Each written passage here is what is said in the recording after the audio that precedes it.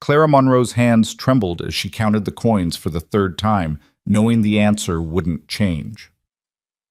$12.30. The mining company wanted 50 by Friday, or they'd take her father's house, the last thing on earth that still carried his name. In 3 days, she'd lose everything unless she found a way to earn what 3 jobs couldn't provide. But in a Nevada boomtown where women's labor was worth half a man's and debts never died, miracles didn't exist.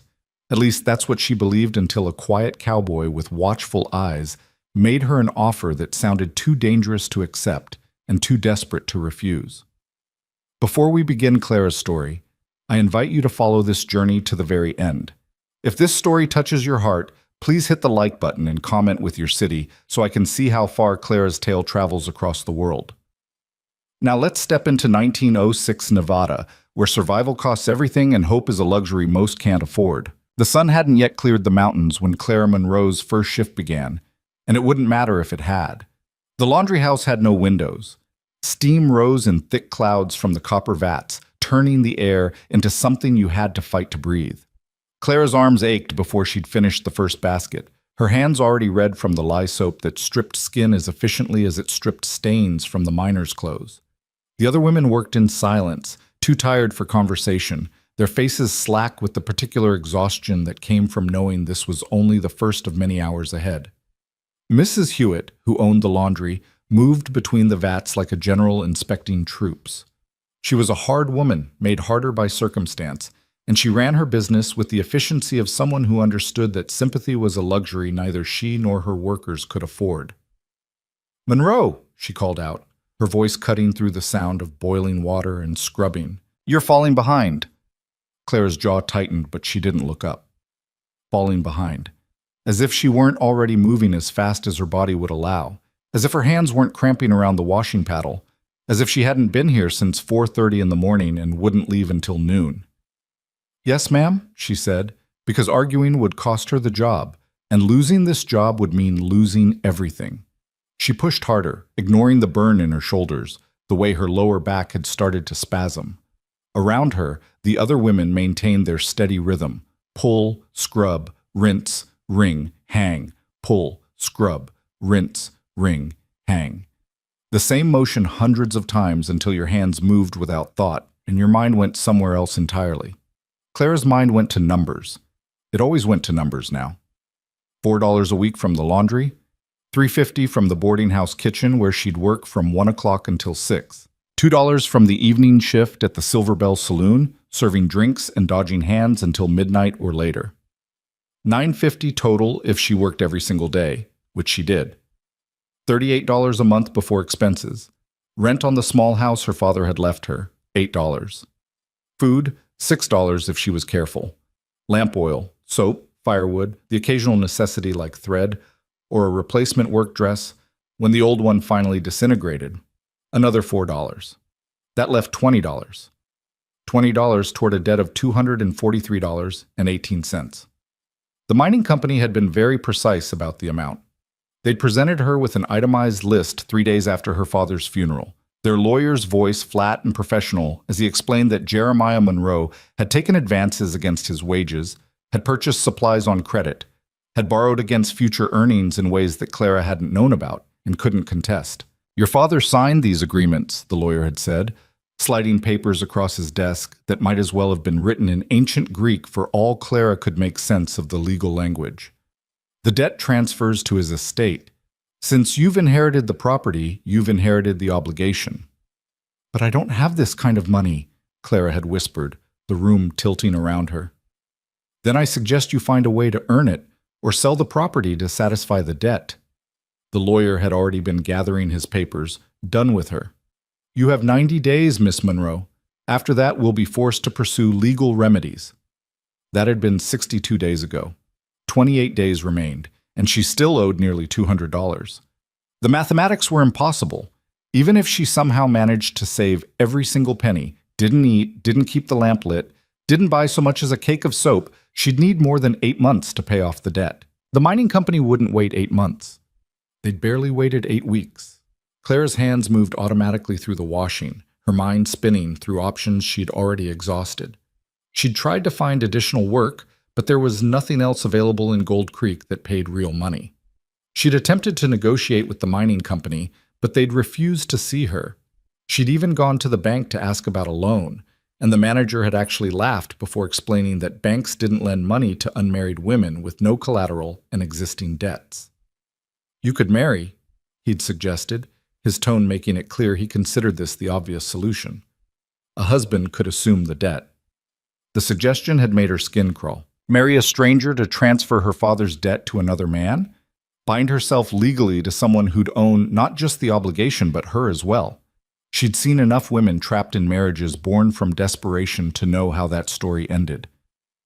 "Next batch," Mrs. Hewitt called out, and Clara forced her attention back to the present. The morning crawled forward. Her back screamed. Her hands bled in the creases where the lie found every cut and crack. Steam soaked through her dress until the fabric clung to her skin, heavy and suffocating. Other women came and went on shorter shifts, but Clara stayed, wringing every possible hour from the laundry work before she'd have to run to the boarding house. When Mrs. Hewitt finally released her at noon, Clara's legs barely held her weight. She had 20 minutes to get across town to Mrs. Gardner's boarding house. She used 15 of them to run home and change out of her soaked dress into the only other one she owned that was presentable enough for kitchen work. The boarding house job was different, but no easier. Mrs. Gardner ran a respectable establishment that catered to mine supervisors, equipment salesmen, and the occasional lawyer or surveyor passing through Gold Creek on business. The food had to be decent, the service had to be proper, and the kitchen had to be spotless. Clara peeled potatoes until her fingers cramped, scrubbed pots until her knuckles bled, served meals with a pleasant expression while men ignored her existence or stared too long, and washed dishes until the skin on her hands wrinkled and split. Mrs. Gardner was exacting in her standards and merciless in her criticism. "That pot still has residue on the bottom, Clara. Do it again. The soup needs more salt. Taste before you serve. You're moving too slowly. The gentlemen in the dining room don't have all evening." Clara absorbed the corrections without comment, moved faster, worked harder, maintained the pleasant mask that service work required. When Mrs. Gardner finally dismissed her at 6:15, Clara had exactly 45 minutes before her shift at the Silver Bell began.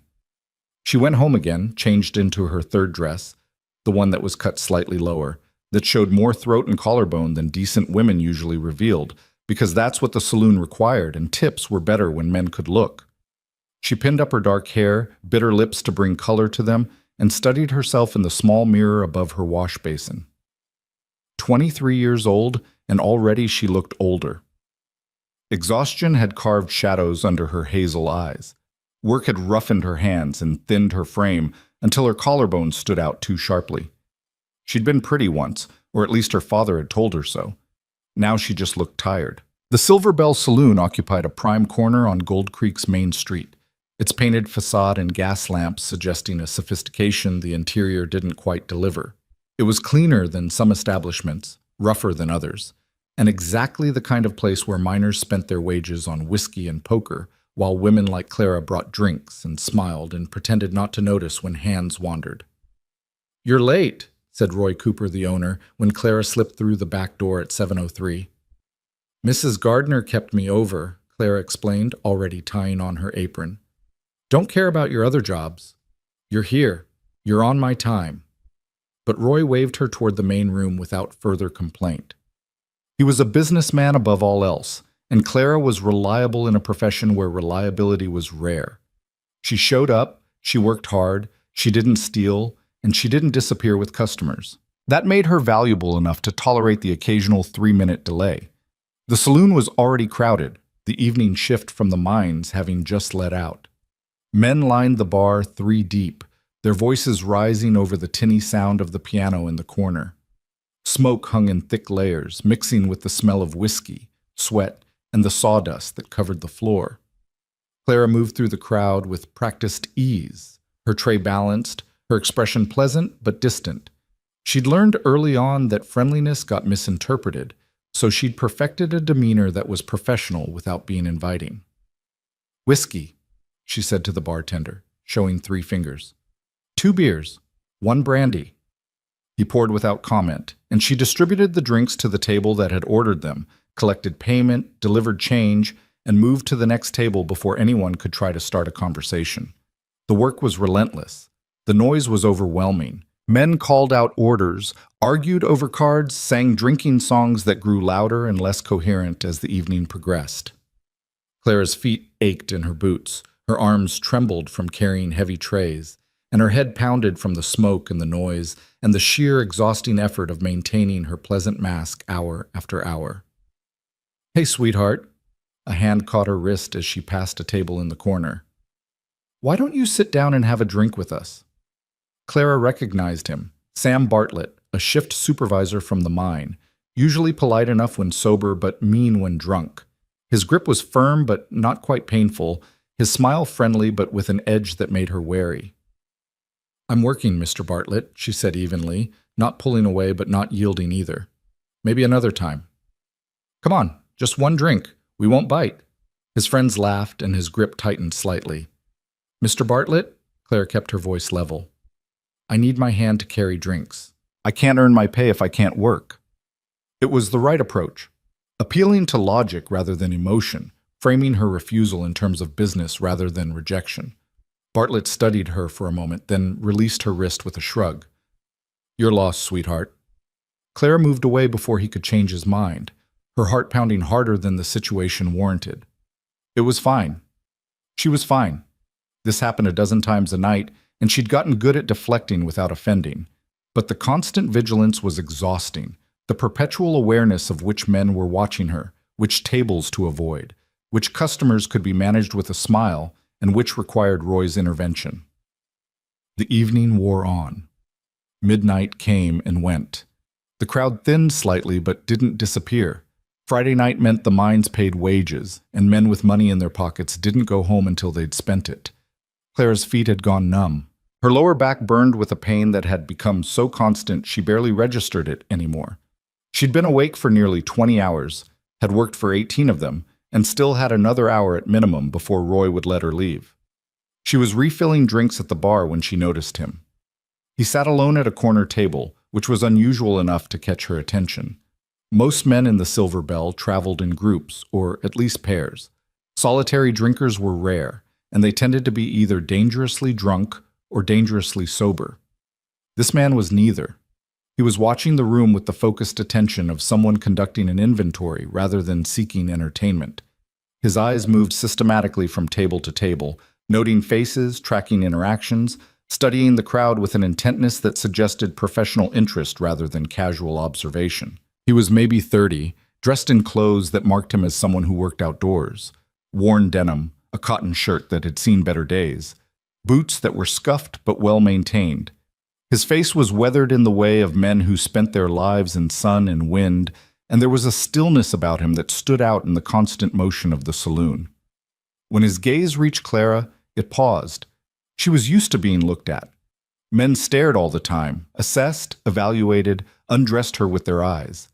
She'd learned to ignore it, to let the stares slide past without acknowledgement. This was different. The stranger wasn't looking at her body. He was looking at her face, studying her with the same focused attention he'd given the rest of the room. And what she saw in his expression wasn't hunger or calculation. It was something closer to recognition, though they'd never met. Clara looked away first, unnerved in a way she couldn't quite name. She finished collecting drinks from the bartender and moved back into the crowd, deliberately choosing a route that wouldn't take her past the corner table. But she was aware of him watching. Even when her back was turned, even when she was on the opposite side of the room, she could feel the weight of his attention like a physical thing. An hour later, when the crowd had finally thinned enough that Roy nodded his permission for her to leave, Clara untied her apron with hands that shook from exhaustion. Her tips for the evening amounted to $1.65, better than some nights, worse than others. Combined with her wages, she'd earned $3.15 for 6 hours of work. She was reaching for her shawl when Roy called her back. "Monroe, got someone wants to talk to you." Clara's stomach clenched. Late-night conversations with customers rarely ended well. But Roy's expression was neutral rather than warning, so she followed him back into the main room where only a handful of die-hard drinkers remained. The stranger from the corner table had moved to the bar. Up close, she could see details she'd missed from across the room, the silver threading through his dark hair at the temples, the scar that cut through his left eyebrow, the calluses on his hands that suggested a lifetime of hard physical labor. "Miss Monroe," Roy said, "this is Ethan Cole. Says he has a business proposition for you." Every instinct Clara possessed screamed warning. Business propositions delivered in saloons at 1 in the morning were never legitimate. But Roy was standing right there, and the stranger, Ethan Cole, maintained a careful distance that wasn't quite threatening.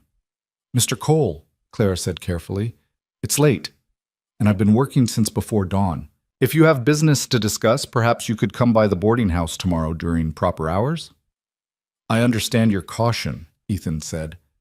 His voice was quiet, roughened by years of shouting over wind and distance, but clear enough to carry. "And I apologize for the hour. But I'm leaving town tomorrow morning, and I wanted to speak with you before I go." "About what?" "About a job." He paused, seeming to choose his words carefully. "I own a cattle ranch about 40 miles north of here, up in the hill country. I need someone to help run the household, cooking, cleaning, basic accounts. The work is steady, the pay is fair, and room and board are included." Clara stared at him. "You're offering me a job? At your ranch, 40 miles from town?" "Yes." "Mr. Cole, do you have any idea how that sounds? A stranger offering a woman isolated employment in the middle of nowhere." "I do." He met her eyes directly. "Which is why I'm making the offer here in front of witnesses, rather than trying to approach you privately, and why I'm suggesting you take time to verify my credentials before making any decision." Despite herself, Clara felt a flicker of curiosity. "What kind of pay are you offering?" $15 a week, plus room and board." The number hit her like a physical blow. $15 per week. That was more than she made from all 3 of her current jobs combined. It was also impossible. No one paid that kind of money for household work. There had to be a catch. Some expectation that came with the wages, some obligation that he wasn't stating directly. "That's a lot of money for cooking and cleaning," Clara said flatly. "It's a lot of work," Ethan replied. "The ranch is isolated. You'd be on your feet from before dawn until after dark. You'd be cooking for a crew during branding and roundup, handling supply orders, managing accounts, and dealing with everything that comes with running a working cattle operation. It's not easy work, Miss Monroe, but it's honest work, and the pay reflects its value." Clara's mind was already running calculations. $15 a week, $60 a month. She could pay off the mining company debt in 4 months. 4 months. After nearly 2 months of grinding herself to dust for pennies, she could be free in 4 months. If this was real, if there wasn't some terrible catch she wasn't seeing. "Why me?" she asked. "You don't know me. You don't know if I can cook or keep accounts or handle any of what you're describing." "I've been in town for 3 days," Ethan said, asking questions, observing. "You work 3 jobs, you show up on time, you don't drink or gamble your wages away, and everyone I've talked to says you're honest and reliable. That matters more than experience. Skills can be taught, character can't." Clara looked at Roy, who shrugged. "He's been asking around," the saloon owner confirmed. "Talked to Mrs. Gardner, Mrs. Hewitt, some others. I checked with the sheriff, no warrants, no complaints. Far as I can tell, he's what he says he is." "I'm not asking you to decide tonight," Ethan said. "I know this sounds suspicious. Hell, if I were in your position, I'd think it was suspicious too. But here's what I'm proposing. I'm staying at the Grand Hotel through tomorrow morning. You go talk to whoever you need to talk to. Verify I own the ranch. Verify I'm legitimate. Ask around about my reputation. If you're interested, meet me at the hotel at 8 tomorrow morning and we'll discuss terms in detail. If not, I'll leave town and we'll never speak again." He reached into his pocket and pulled out a small card, which he placed on the bar. "That's got the ranch location and some references, including the land office where the deed is registered. Check whatever you need to check." Clara picked up the card with numb fingers. The paper was good quality, the printing professional. It listed an address in Carson City, a ranch designation, and 3 names with locations. "I'll think about it," she said, because she couldn't promise more than that. "That's all I'm asking." Ethan nodded once to her, once to Roy, and then walked out of the saloon into the night. Clara stood frozen at the bar, the card heavy in her hand, her mind racing through implications and impossibilities. Could be legitimate, Roy said quietly. Could be trouble. You'll have to decide which. $15 a week, Clara whispered. Yeah. Roy's expression was sympathetic. That's enough to make anyone think twice. But remember, if something sounds too good to be true, it usually is. Clara walked home through empty streets, too exhausted to feel afraid of the darkness, too wired from the conversation to feel the exhaustion that should have flattened her. $15 a week, $60 a month. Freedom in 4 months instead of slow death over years. But at what cost? She let herself into her small house, her father's house, though his presence had faded from it in the months since his death. The furniture was the same, the layout unchanged, but it felt empty in a way that had nothing to do with occupancy. It was a shell now, a structure she was desperate to keep but wasn't sure why. Clara lit the lamp with trembling hands and sat at the small table where she'd eaten thousands of meals, first with her father and then alone. She pulled out the card Ethan Cole had given her and studied it in the lamplight. The printing was professional, the paper was expensive. The address in Carson City was specific enough to verify. The reference names included a banker, a sheriff, and what appeared to be a neighboring rancher. It could all be fabricated, or it could all be real. Clara had 28 days until the mining company took legal action. She had maybe $10 saved that she could actually access without missing rent or starving. She had 3 jobs that were destroying her body and would never pay enough to matter. She had nothing to lose except everything. The decision should have been easy. The risk was enormous: isolation, dependence, trusting a stranger with her safety and her future. But the alternative was certain failure, certain loss, certain defeat after 2 months of fighting as hard as she knew how. Clara sat at her father's table until the lamp oil ran low and the sky began to lighten toward dawn. She had to be at the laundry in an hour. She hadn't slept. Her body ached in ways that would only get worse. And in her hand, she held a card that promised either salvation or destruction, and she had less than 12 hours to decide which it would be. When she finally rose, her decision was made. She'd verify everything she could. She'd ask every question that occurred to her. She'd negotiate every protection she could think of. And then, probably, she'd accept. Because sometimes survival meant taking risks that terrified you. Sometimes it meant trusting strangers when trust felt impossible. Sometimes it meant walking into the unknown because the known was killing you slowly, and you had to believe that there was something better waiting if you were brave enough to reach for it. Clara Monroe had been brave once, before grief and debt had ground her down into someone who just endured. Maybe it was time to remember what courage felt like. Maybe it was time to bet everything on a chance that sounded too good to be true. The sun rose over the mountains, painting the sky in shades of gold and amber. Clara watched it through her small window, feeling something she hadn't felt in months stirring beneath her exhaustion. Hope was a dangerous thing, but without it, what was the point of surviving at all? Clara showed up at the laundry house that morning, running on pure determination and no sleep. Her hands moved through the familiar motions: pull, scrub, rinse, wring, hang, while her mind worked through everything she needed to verify before 8 o'clock. Mrs. Hewitt noticed her distraction twice and snapped corrections that Clara barely heard. The steam felt thicker than usual, the air harder to breathe, and every minute dragged like an hour.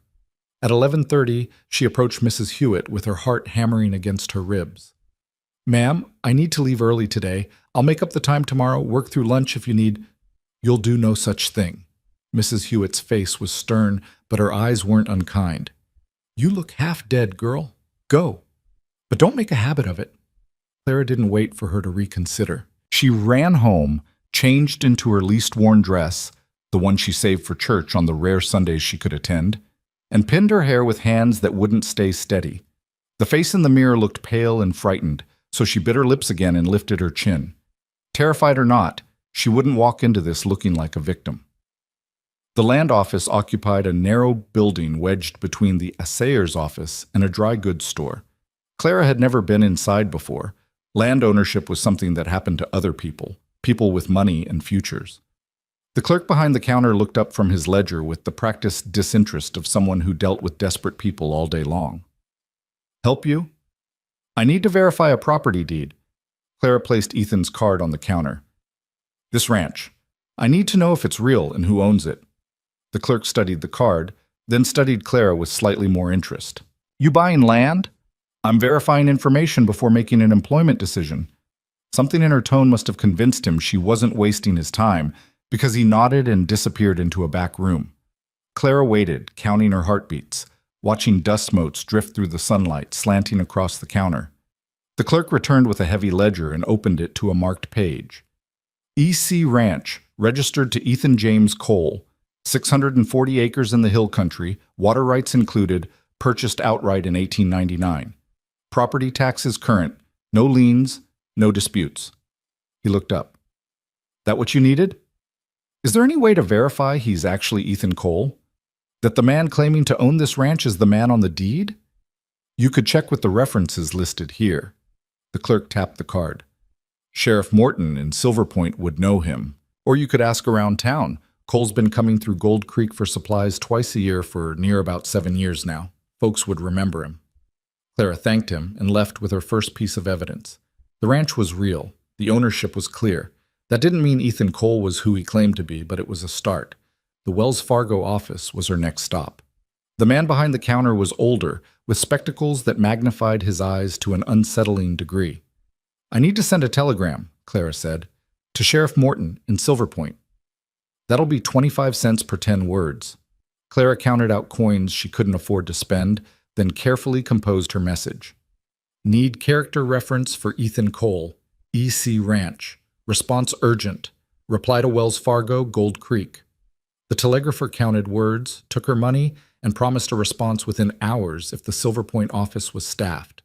Clara left feeling slightly sick. 50 cents gone, a quarter of what she'd earn at the boarding house today, but she couldn't afford not to know. She had 3 hours before she needed to be at Mrs. Gardner's kitchen. She used them to ask questions. The clerk at the general store remembered Ethan Cole. Quiet fellow, places big orders twice a year, pays in cash, never haggles. Honest as they come, far as I can tell. The blacksmith had shod his horses. Good horseman. Treats his animals right. That tells you something about a man. The woman who ran the hotel dining room had served him breakfast. Polite, tips decent, keeps to himself mostly, but he ain't rude about it.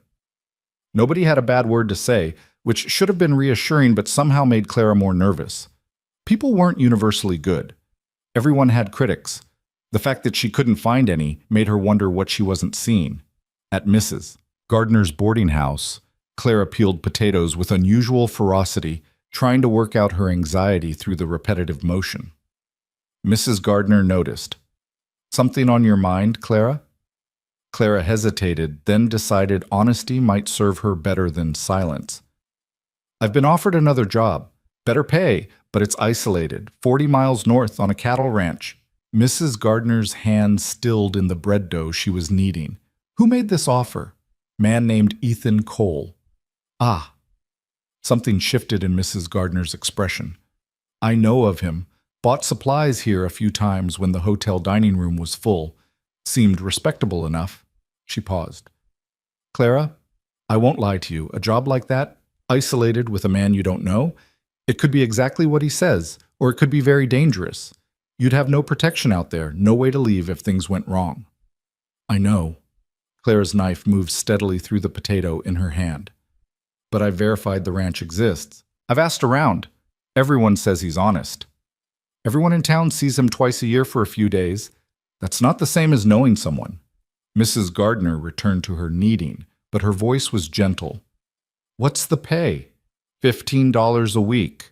The older woman's hand stilled again. That's substantial. It's enough to pay off my father's debt in 4 months. Mrs. Gardner was quiet for a long moment. And if you stay here, working 3 jobs?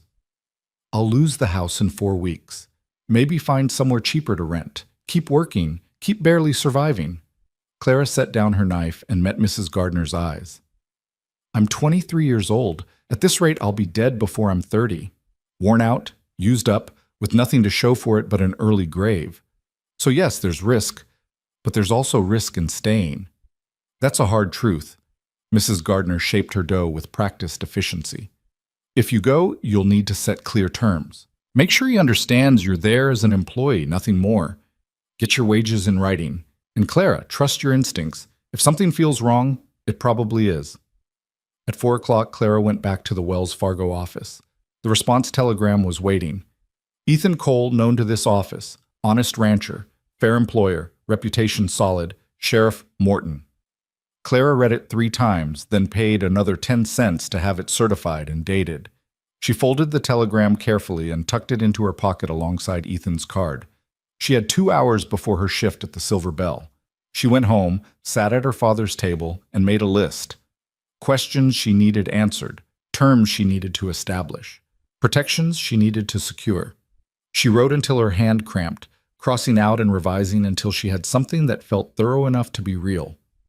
At the saloon that night, Clara moved through her shift with a focus that surprised her. The exhaustion was still there, the constant ache in her back and feet, the weight of too many hours and too little sleep. But underneath it, something else was building. Not quite hope. She wasn't ready to call it that yet, but possibility. The sense that maybe, just maybe, there was a way forward that didn't end in slow destruction. When her shift ended just after midnight, she walked home through the dark streets and didn't feel afraid. Tomorrow morning at 8 o'clock, she'd meet Ethan Cole at the hotel. She'd ask her questions, she'd state her terms, and then she'd decide whether to bet everything on a stranger's offer or stay in the known hell that was killing her by inches. Clara didn't sleep that night either. She lay in bed watching darkness give way to pre-dawn gray, listening to the town wake around her, feeling the weight of the decision pressing down until she could barely breathe. At 6, she gave up on rest and rose to prepare. She washed carefully with cold water, put on her church dress again, arranged her hair. The woman in the mirror looked brittle and determined. That would have to be enough. At 7:45, Clara walked to the Grand Hotel with her list folded in her pocket and her father's debt hanging around her neck like a noose. The hotel lobby was nicer than anywhere she'd been in months. Clean floors, upholstered furniture, a clerk behind the desk who looked at her like she might actually be a guest rather than help. "I'm here to meet Ethan Cole," she said. "He's expecting me." The clerk checked his register. "Room 12. I'll send someone to notify him you're here." "Actually, I'd prefer to meet in a public space. Is there somewhere we could talk?" The clerk gestured to a small sitting area off the main lobby. "You're welcome to use that space. I'll let Mr. Cole know." Clara settled into one of the chairs and tried to look calmer than she felt. Her hands wanted to shake, so she folded them in her lap and concentrated on breathing steadily. In through the nose, out through the mouth. Just another negotiation, another business transaction. Nothing to Miss Monroe. She looked up to find Ethan Cole standing a respectful distance away.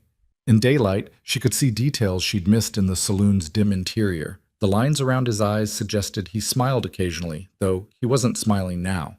His clothes were clean but worn, mended in places with careful stitches. His hands were scarred in ways that spoke of years working with cattle, rope, wire, and weather. "Mr. Cole," Clara stood. "Thank you for agreeing to meet here." "Of course." He gestured to the chair opposite hers. "May I?" When she nodded, he sat, maintaining the same careful distance he'd kept the night before. Clara pulled out her folded list, smoothed it against her knee, and met his eyes directly. "I verified your ranch exists. I checked your references. Sheriff Morton vouched for you, and people in town say you're honest." She paused. "But I need more than vouching before I agree to anything. I have questions, and I need straight answers." "That's fair." Ethan's expression was steady. "Ask whatever you need to ask." Clara consulted her list, though she'd memorized every point hours ago. "First, exactly what would my duties be? You said cooking, cleaning, and accounts. I need specifics. Cooking 3 meals a day for myself and any hands I have working, usually 2 or 3 men, sometimes more during branding or roundup. Keeping the house clean and supplied. Managing supply orders and keeping track of expenses. During busy seasons, you'd also be responsible for feeding work crews, which could mean 20 or 30 men. And you'd pay $15 a week for that? I'd pay $15 a week for reliable work. I've tried hiring men for household management. They either can't cook worth a damn, or they steal supplies, or they don't show up half the time. I've tried hiring women from town, but the isolation drives them off within weeks. I need someone who'll stay, who'll work hard, and who'll run things efficiently when I'm out on the range. That's worth fair wages." Clara absorbed this. What about living arrangements? There's a room off the kitchen. It's small but private. Door that locks, window that opens, your own space. You'd take meals with the crew when they're there, but the kitchen is yours to manage however you see fit. And the other men on the ranch? I hire seasonal hands for branding and roundup, usually the same crew every year. They're good men, but I'll make it clear you're there as household manager, not entertainment. Anyone who can't respect that won't be welcome on my property. Clara's throat was dry, but she forced herself to continue. Mr. Cole, I need to be direct. If I take this job, I'm isolated 40 miles from town with you and whatever crew you hire. I'd have no protection, no witnesses, no way to leave if things went wrong. You seem honest, but I can't know that for certain. So I need your word, in writing if possible, that this is strictly employment, that my wages are for work and nothing else. Ethan's face didn't change, but something in his eyes shifted.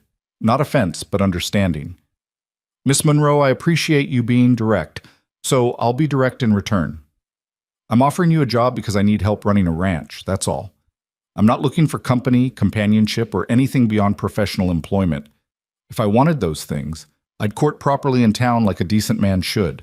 I won't touch you, I won't pressure you, and if at any point you want to leave, I'll pay your wages through that day and personally drive you back to Gold Creek, no questions asked. He reached into his coat pocket and pulled out a folded document. I had my lawyer draw this up last night after we talked. It outlines the job responsibilities, the wages, the living arrangements, and the termination conditions. It specifies that this is standard employment and that you can leave at any time for any reason. It also states that I'll advance you 1 month's wages, $60, which you can use to settle your debts before you even start work. Clara took the document with numb fingers. The paper was official letterhead from a lawyer's office in Carson City. The terms were exactly what Ethan had described, written in clear language she could actually understand. At the bottom were 2 signature lines, one for him, one for her. An advance? Her voice came out barely above a whisper. You can't work effectively if you're terrified of losing everything. This way, your father's debt is handled. You can focus on the job instead of desperation. Ethan's expression was serious. But Miss Monroe, understand, I'm not doing this out of charity. I need someone reliable. If you take this advance and then quit after a week, I'm out $60 and still without household help. So I'm asking you to be honest with yourself. Can you handle isolation? Can you work hard every day without complaint? Can you manage a household in rough country where nothing is easy and there's no one to help if you can't figure it out yourself? Clara looked at the contract in her hands, then at the man across from her. Everything in her screamed that this was too good, too perfect, too convenient. But she'd verified every fact she could verify. She'd asked every question she could think of. She'd found no evidence of deception, and she was out of time and options. I can handle hard work, she said slowly. I've been handling it for months, and I'm not afraid of isolation. I'm more afraid of staying here and grinding myself to dust for nothing. She met his eyes.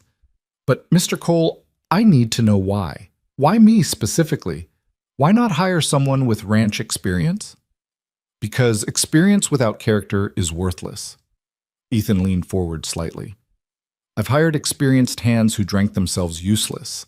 I've hired people with references who stole me blind. You work 3 jobs, show up on time, don't complain, and everyone says you're honest. That matters more than knowing how to manage cattle crews. I can teach you ranch management. I can't teach integrity.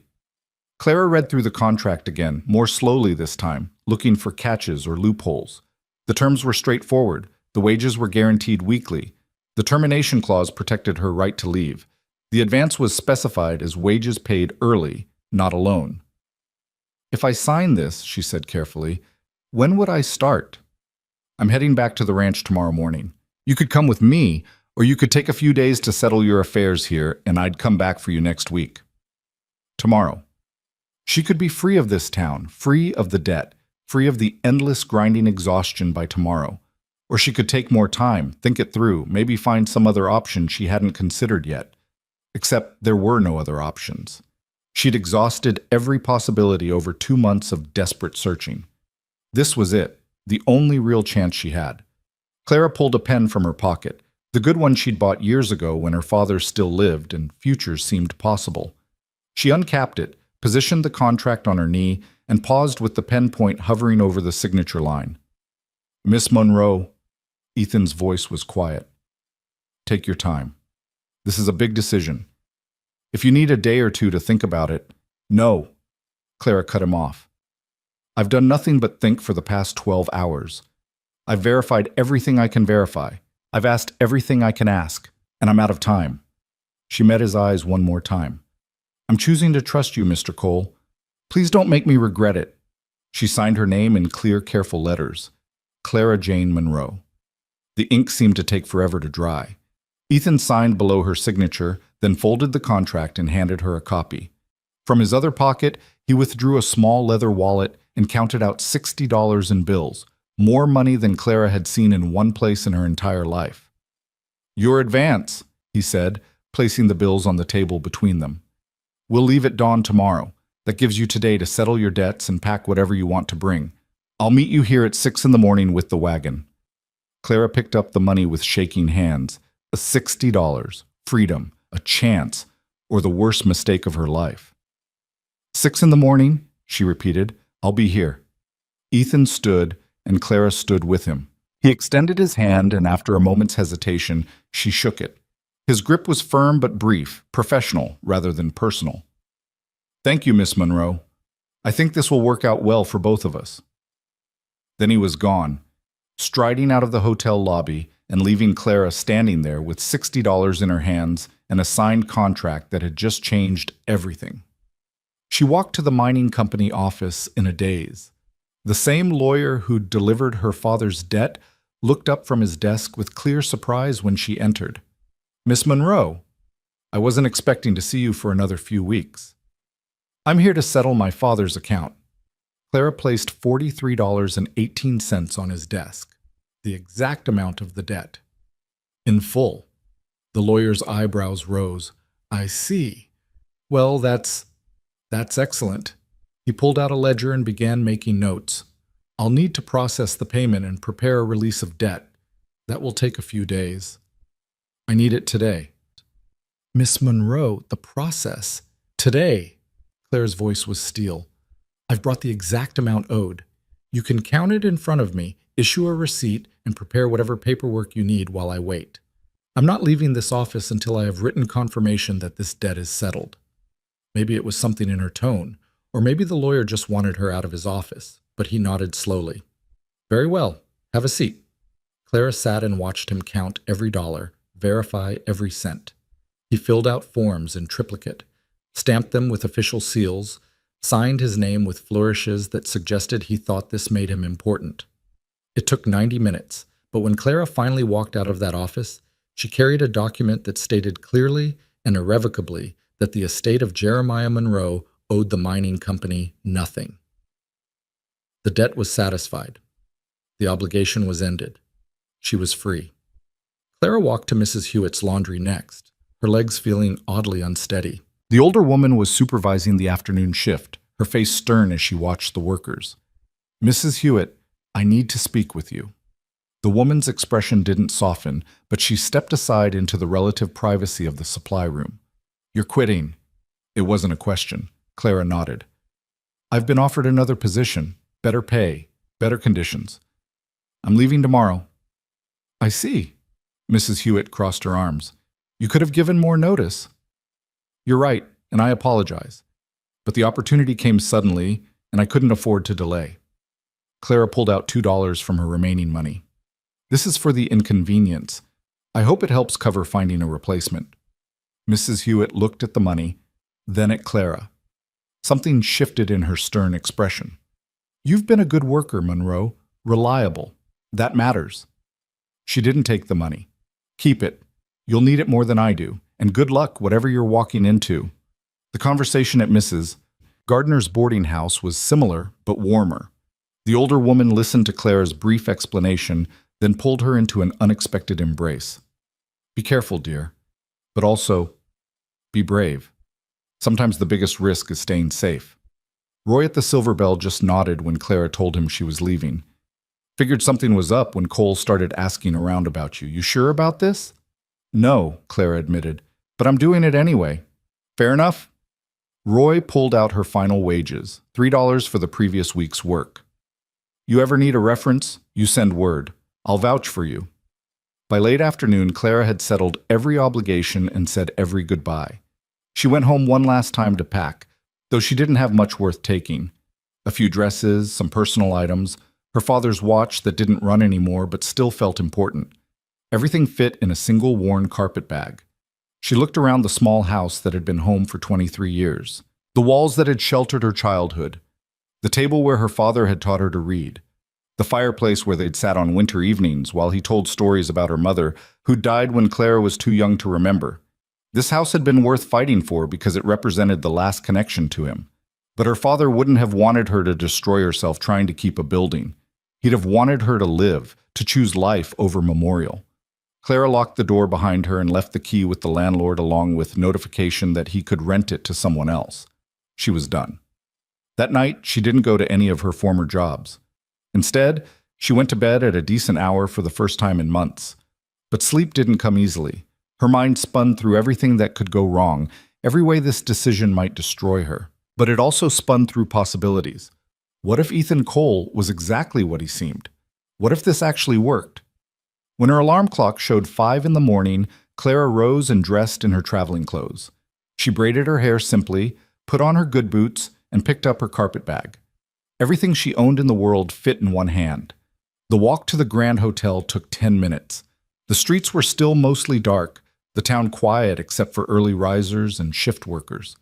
Clara's breath misted in the cold morning air, and her heart hammered so hard she wondered if she might be sick. A wagon waited in front of the hotel, 2 sturdy horses already hitched and ready. Ethan Cole stood beside it, loading supplies into the bed.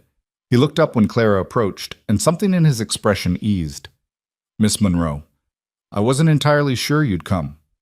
"I wasn't entirely sure either," Clara admitted. "But here I am." "Here you are." Ethan took her carpet bag and secured it in the wagon bed alongside crates of supplies. Then he offered his hand to help her up onto the bench seat. "It's a full day's drive. We'll stop to rest the horses around midday." Clara settled onto the hard wooden seat and arranged her skirts. The sun was just starting to lighten the eastern sky, painting the mountains in shades of pink and gold. Gold Creek stretched out below them, still sleeping, still grinding its inhabitants down into dust and desperation. She was leaving it all behind. The debt, the exhaustion, the slow death of working 3 jobs that would never be enough. She was also leaving behind everything familiar, everyone she knew, every bit of safety she'd ever had. Ethan climbed up beside her and took the reins. "Ready?" No, she wasn't ready. She was terrified and uncertain and fairly sure she'd just made the biggest mistake of her life. But she was also free in a way she hadn't been for months. Free of debt, free of the mining company's claims. Free to choose, even if the choice was terrifying. "Ready," Clara said. Ethan clicked to the horses and the wagon rolled forward. Clara didn't look back. The first hour passed in silence. Clara gripped the edge of the wagon seat as they climbed into hill country, watching Gold Creek shrink behind them until it disappeared entirely into the folds of the landscape. The road, if it could even be called that, was little more than packed earth carved by years of wagon wheels, rutted and rough enough that Clara had to brace herself to keep from being thrown against Ethan's shoulder. The sun climbed higher, burning off the morning chill and revealing country that was both beautiful and unforgiving. Scrub pine clung to rocky hillsides. Sage filled the air with its sharp, clean scent. In the distance, mountains rose like broken teeth against a sky so blue it hurt to look at. Ethan drove with the easy competence of someone who'd made this journey dozens of times. His hands were relaxed on the reins, his attention divided between the horses and the terrain ahead. He didn't try to make conversation, which Clara appreciated. She wasn't ready to talk yet. She was too busy trying to convince herself she hadn't just destroyed her life. Around mid-morning, the silence started to feel less like courtesy and more like weight. Clara cleared her throat. "How long have you owned the ranch?" 7 years. Ethan's voice was quiet, almost lost in the sound of hooves and wheels. "Bought it with money I saved working cattle from Montana down to Texas. The previous owner died with no family to inherit, so it went up for auction." 640 acres seems like a lot for one person. It is, but cattle need range, especially in country like this where the grazing's thin. You need space to rotate pastures, room for the herd to spread out. He glanced at her briefly. I run about 200 head. It's not a big operation, but it's sustainable. Clara absorbed this. 200 head of cattle. She knew absolutely nothing about cattle ranching except what she'd picked up from casual conversations in town. The scale of what she'd agreed to was starting to settle over her like a physical weight. You said you hire hands for branding and roundup. How many? 3 or 4 usually, sometimes 5 if we're moving cattle to market. Ethan guided the horses around a particularly deep rut. Most of the year it's just me and one other hand who lives in the bunkhouse. Tom Warren. He's been with me for 3 years. Good man, keeps to himself mostly. And he'll be respectful. Clara hated how small her voice sounded, but she needed to know. Tom's 62 years old, lost his wife 5 years back, and treats women the way his mother taught him to. Ethan's tone was firm. He won't be a problem. And if anyone else gives you trouble, seasonal hands or otherwise, you tell me immediately. I meant what I said yesterday. You're there to work, not to be bothered. The wagon jolted over a rock, and Clara grabbed the seat again to steady herself. Her back already ached from the constant jarring, and they weren't even halfway there yet. Ethan noticed. There's a blanket behind the seat. Folding it under you might help. Clara retrieved the blanket and discovered he was right. The extra padding made the ride marginally more bearable. It was a small kindness, but it steadied something in her chest. Someone who thought about cushioning the seat was maybe someone who meant what he said about respect and boundaries. They stopped around noon to rest the horses at a creek that cut through a small valley.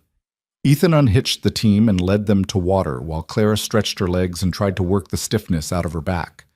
The landscape here was different from Gold Creek, wilder, emptier, with fewer signs of human presence. No telegraph poles, no distant mining operations, just land and sky and the sound of water moving over stones. Ethan pulled supplies from the wagon bed and assembled a simple meal: bread, cheese, dried meat, and apples that were slightly wrinkled but still good. He handed Clara a portion, then settled on a rock a respectful distance away to eat his own. How much further? Clara asked between bites. 3, maybe 4 more hours depending on how the horses hold up. We'll arrive before dark. And tonight, where will I sleep? I've got the room ready for you. Clean sheets, lamp oil, firewood stacked. You can settle in, get your bearings. Tomorrow we'll go over the household routine and I'll show you where everything is. Clara chewed slowly, tasting nothing. Mr. Cole, I should be honest with you. I know how to cook basic meals and keep a house clean because my father and I managed on our own for years. But I've never cooked for crews of 20 or 30 men. I've never managed ranch accounts or ordered supplies for an operation this size. I'm going to make mistakes. Everyone makes mistakes. Ethan took a drink from his canteen and offered it to her. I'm not expecting perfection, Miss Monroe.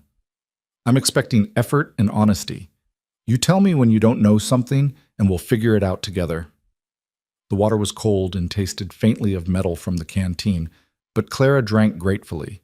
The morning's anxiety had left her throat dry. Can I ask you something? She handed the canteen back. Of course.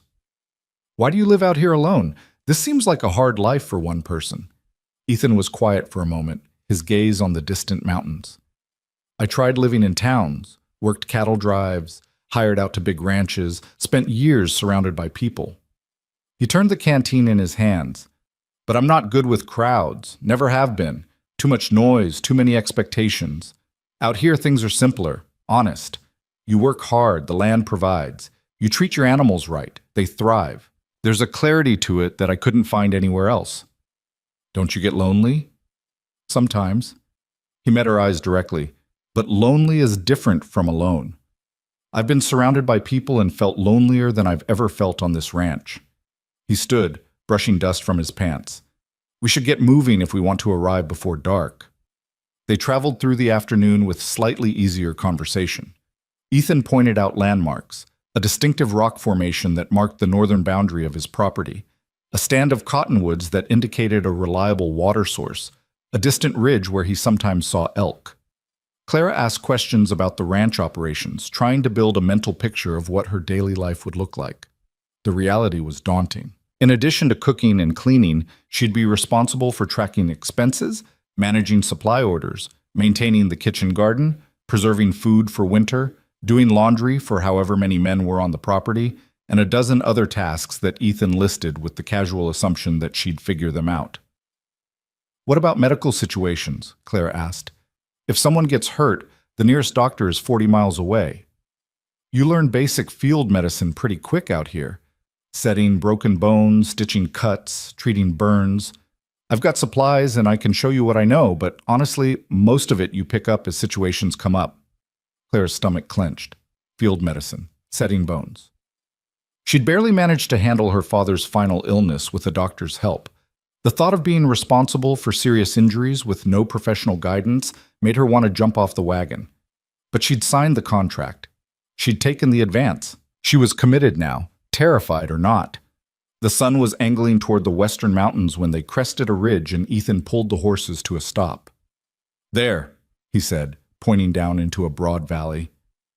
"That's home." Clara looked where he indicated and felt her breath catch.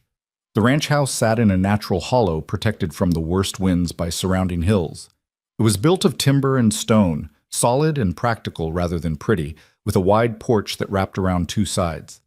Behind it stood a barn, a bunkhouse, several outbuildings, and a corral where horses grazed. A creek ran along the eastern edge of the property, lined with willows that softened the harsh landscape. Beyond the buildings, fenced pastures stretched toward distant hills where cattle grazed in small, scattered groups. It wasn't grand, it wasn't fancy, but it looked permanent in a way that Gold Creek never had, built to endure rather than exploit. "It's bigger than I expected," Clara said quietly. 640 acres is a lot of ground to cover." Ethan clicked to the horses and they started down the slope. "But the working ranch is concentrated here in the valley. The rest is rangeland for the cattle." As they approached, Clara could see details she'd missed from the ridge. The house was well maintained, with fresh paint on the trim and tight shingles on the roof. The barn was large enough to hold hay, equipment, and several horses. The corral fences were straight and solid. Everything spoke of someone who took care of what they owned. A man emerged from the barn as they pulled into the yard. Older, weathered, with a gray beard and a careful way of moving that suggested old injuries. He raised a hand in greeting. "Tom," Ethan called out, "this is Miss Monroe. She's taking over household management." Tom approached the wagon, his eyes curious but not intrusive. "Ma'am, welcome to the EC." "Thank you." Claire accepted Ethan's hand to climb down from the wagon, her legs stiff from hours of sitting. "I hope I'll be able to meet your expectations. Long as the coffee's hot and the biscuits ain't rocks, you'll be doing better than Ethan's cooking." Tom's weathered face creased into something that might have been a smile. "I'll help unload the supplies." The two men worked together to transfer crates and bags from the wagon to the house, while Clara stood in the yard feeling utterly out of place. This was real now. This was happening. In a few minutes, she'd walk through that door and this would be her life. Isolated, dependent, committed to a job she barely understood. "Miss Monroe?" Ethan gestured toward the house. "Let me show you inside." Clara forced her feet to move, following him up the porch steps and through the front door. The interior was spare but clean. A main room served as both kitchen and living area, with a large stone fireplace at one end and a cast-iron stove at the other. A heavy wooden table dominated the center, surrounded by mismatched chairs. Shelves lined the walls, holding dishes, supplies, and a few books. The floor was swept, the windows clean, the whole space organized with military precision. "This is the main room," Ethan said unnecessarily. "Kitchen area here, dining there. My bedroom is through that door, Tom sleeps in the bunkhouse, and your room is this way." He led her to a door off the kitchen area and pushed it open to reveal a small room that was exactly what he'd promised. Basic but private. A narrow bed with a quilt, a small dresser, a chair, and a window that looked out toward the creek. A lamp sat ready on the dresser, and firewood was stacked neatly beside a small stove in the corner. "Door locks from the inside," Ethan said, pointing to the heavy bolt. "No one has keys. Tom and I don't come in here unless you specifically invite us." He set her carpet bag on the chair. Take whatever time you need to settle in. I'll start on dinner, and we can go over the household routine tomorrow morning." He left, closing the door behind him, and Clara was finally alone. She sat on the bed and pressed her hands to her face. This was insane. She'd left everything familiar to live in the middle of nowhere with two men she barely knew. She'd committed to work she didn't know how to do, in conditions she couldn't fully imagine, with no way to leave if it became unbearable. But she also had $60, 43 of which she'd already used to buy her freedom from debt. She had a room with a door that locked. She had a signed contract that protected her right to leave. And she had a chance, slim and terrifying, but real, to build something better than the slow death she'd been dying in Gold Creek. Clara unpacked her few belongings, hanging her dresses on the hooks beside the door and arranging her personal items on the dresser. Her father's broken watch went on the small shelf above the bed where she could see it, a reminder of where she'd come from and why she'd made this choice. When she finally emerged from her room, she found Ethan working at the stove with the focused attention of someone who'd taught himself to cook through necessity rather than joy. Tom sat at the table cleaning tack, his hands moving with the practiced efficiency of decades of ranch work. Both men looked up when she appeared. "I should help," Clara said, gesturing toward the stove. "Tonight you rest," Ethan replied. "Starting tomorrow you can take over the kitchen, but today you just arrived after a full day's travel. Sit. We're having stew. It's nothing fancy, but it's filling." Clara hesitated, then sat at the table across from Tom. The older man continued working the leather with neat, methodical strokes. "How long have you been ranching, Mr. Warren?" she asked, because the silence felt heavy. "Call me Tom. Everyone does." He didn't look up from the bridle he was oiling.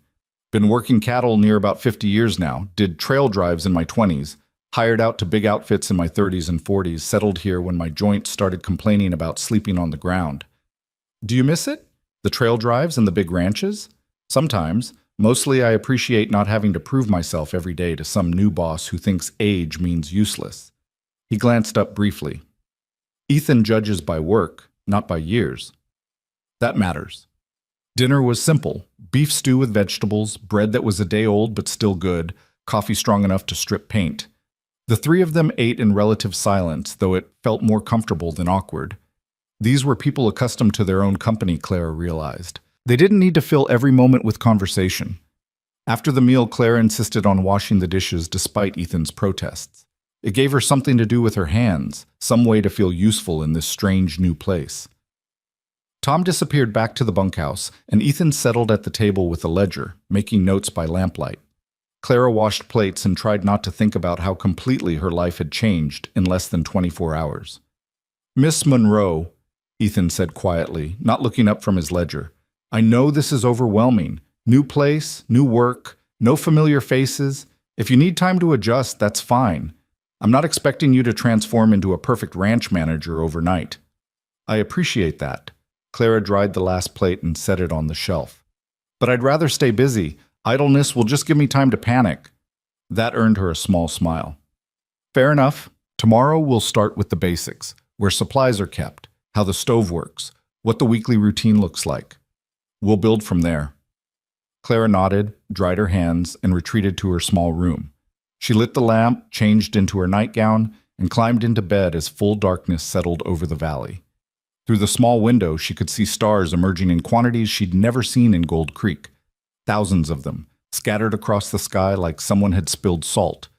The only sounds were the creek murmuring in the distance, the occasional stamp of a horse in the corral, and the wind moving through the pines. No saloon noise, no mining equipment, no crowds or commerce, or the constant press of humanity. Just silence, and stars, and the terrifying freedom of having chosen this path. Clara lay awake for hours, her mind refusing to settle. But eventually exhaustion won, and she slept deeper than she had in months. She woke to pale dawn light filtering through the window and the smell of coffee. For a disoriented moment, she couldn't remember where she was. Then it all came rushing back. The ranch, Ethan, her new life starting today. Clara dressed quickly and emerged to find Ethan already up, the coffee pot bubbling on the stove. "Morning," he said. "Sleep all right?"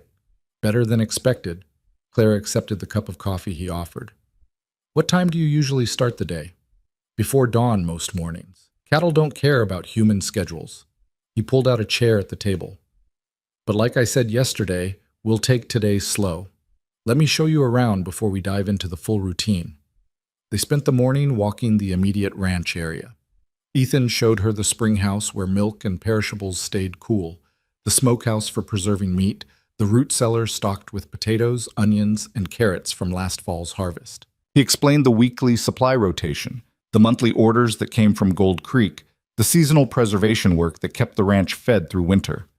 Clara took mental notes, trying to organize the overwhelming amount of information into something manageable. There was so much she didn't know, so many skills she'd need to learn. But Ethan was patient, answering questions without judgment, showing rather than telling when words weren't enough. In the barn, he introduced her to the horses, 6 of them, each with distinct personalities and purposes. The milk cow, who needed daily attention. The chickens, who provided eggs, and the occasional rooster for the pot.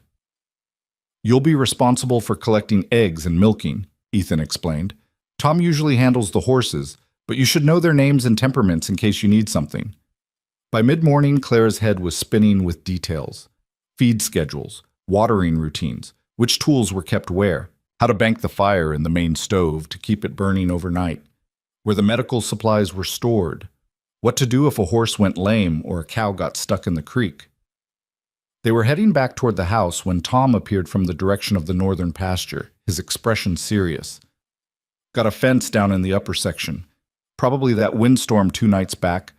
I'll need help repairing it before the cattle drift." Ethan nodded. "I'll get the tools. We'll head up there now before it gets hot." He glanced at Clara. "You all right on your own for a few hours?" "Of course." Clara straightened her shoulders. "I can start on lunch preparations. There's salt pork in the spring house, potatoes in the cellar, flour for biscuits in the pantry. Make whatever seems reasonable." Ethan was already moving toward the barn. "We'll be back by early afternoon." And then they were gone, riding toward the northern section of the ranch, leaving Clara alone in the house for the first time. She stood in the kitchen area, looking around at the unfamiliar space that was now her responsibility. The large cast-iron stove with its multiple cooking surfaces, the shelves of supplies she'd need to organize and track, the heavy pots and pans that suggested cooking for crews rather than families. Clara took a deep breath, tied on an apron she found hanging by the door, and got to work. The stove was different from what she'd used in town, larger, with more complicated dampers and vents that controlled heat distribution. It took her 20 minutes and several false starts to get the fire going properly. The salt pork needed soaking to reduce the saltiness, which she remembered from her father's cooking but hadn't done herself in years. The biscuit dough came together passably, though her proportions were probably off. By the time Ethan and Tom returned, Clara had produced a meal that was edible, if not impressive. Salt pork fried with potatoes, biscuits that were slightly lopsided but cooked through, and coffee that was at least hot. The 2 men washed up at the outdoor pump and came inside tracking dust and sweat. They settled at the table without comment on the food quality, eating with the efficient hunger of men who'd spent hours doing physical labor. "Biscuits are good," Tom said after his third one. "Better than Ethan's anyway." Clara felt an absurd rush of relief at the simple compliment. "They're not quite right. I think I used too much salt." "They're fine." Ethan reached for another. "You'll find your rhythm with the stove. It takes time to learn how it heats." After lunch, Ethan walked Clara through the household accounts, a ledger where every expense was recorded, every supply order tracked, every penny accounted for. His handwriting was precise, his organization meticulous. "I'll need you to keep this updated," he explained. "Weekly supply costs, what we're using, what we need to order. I settle accounts in town twice a year, so accurate records matter." Clara studied the columns of numbers, the careful notations. This she understood. Mathematics had always made sense to her in ways that cooking temperatures and fence repair didn't.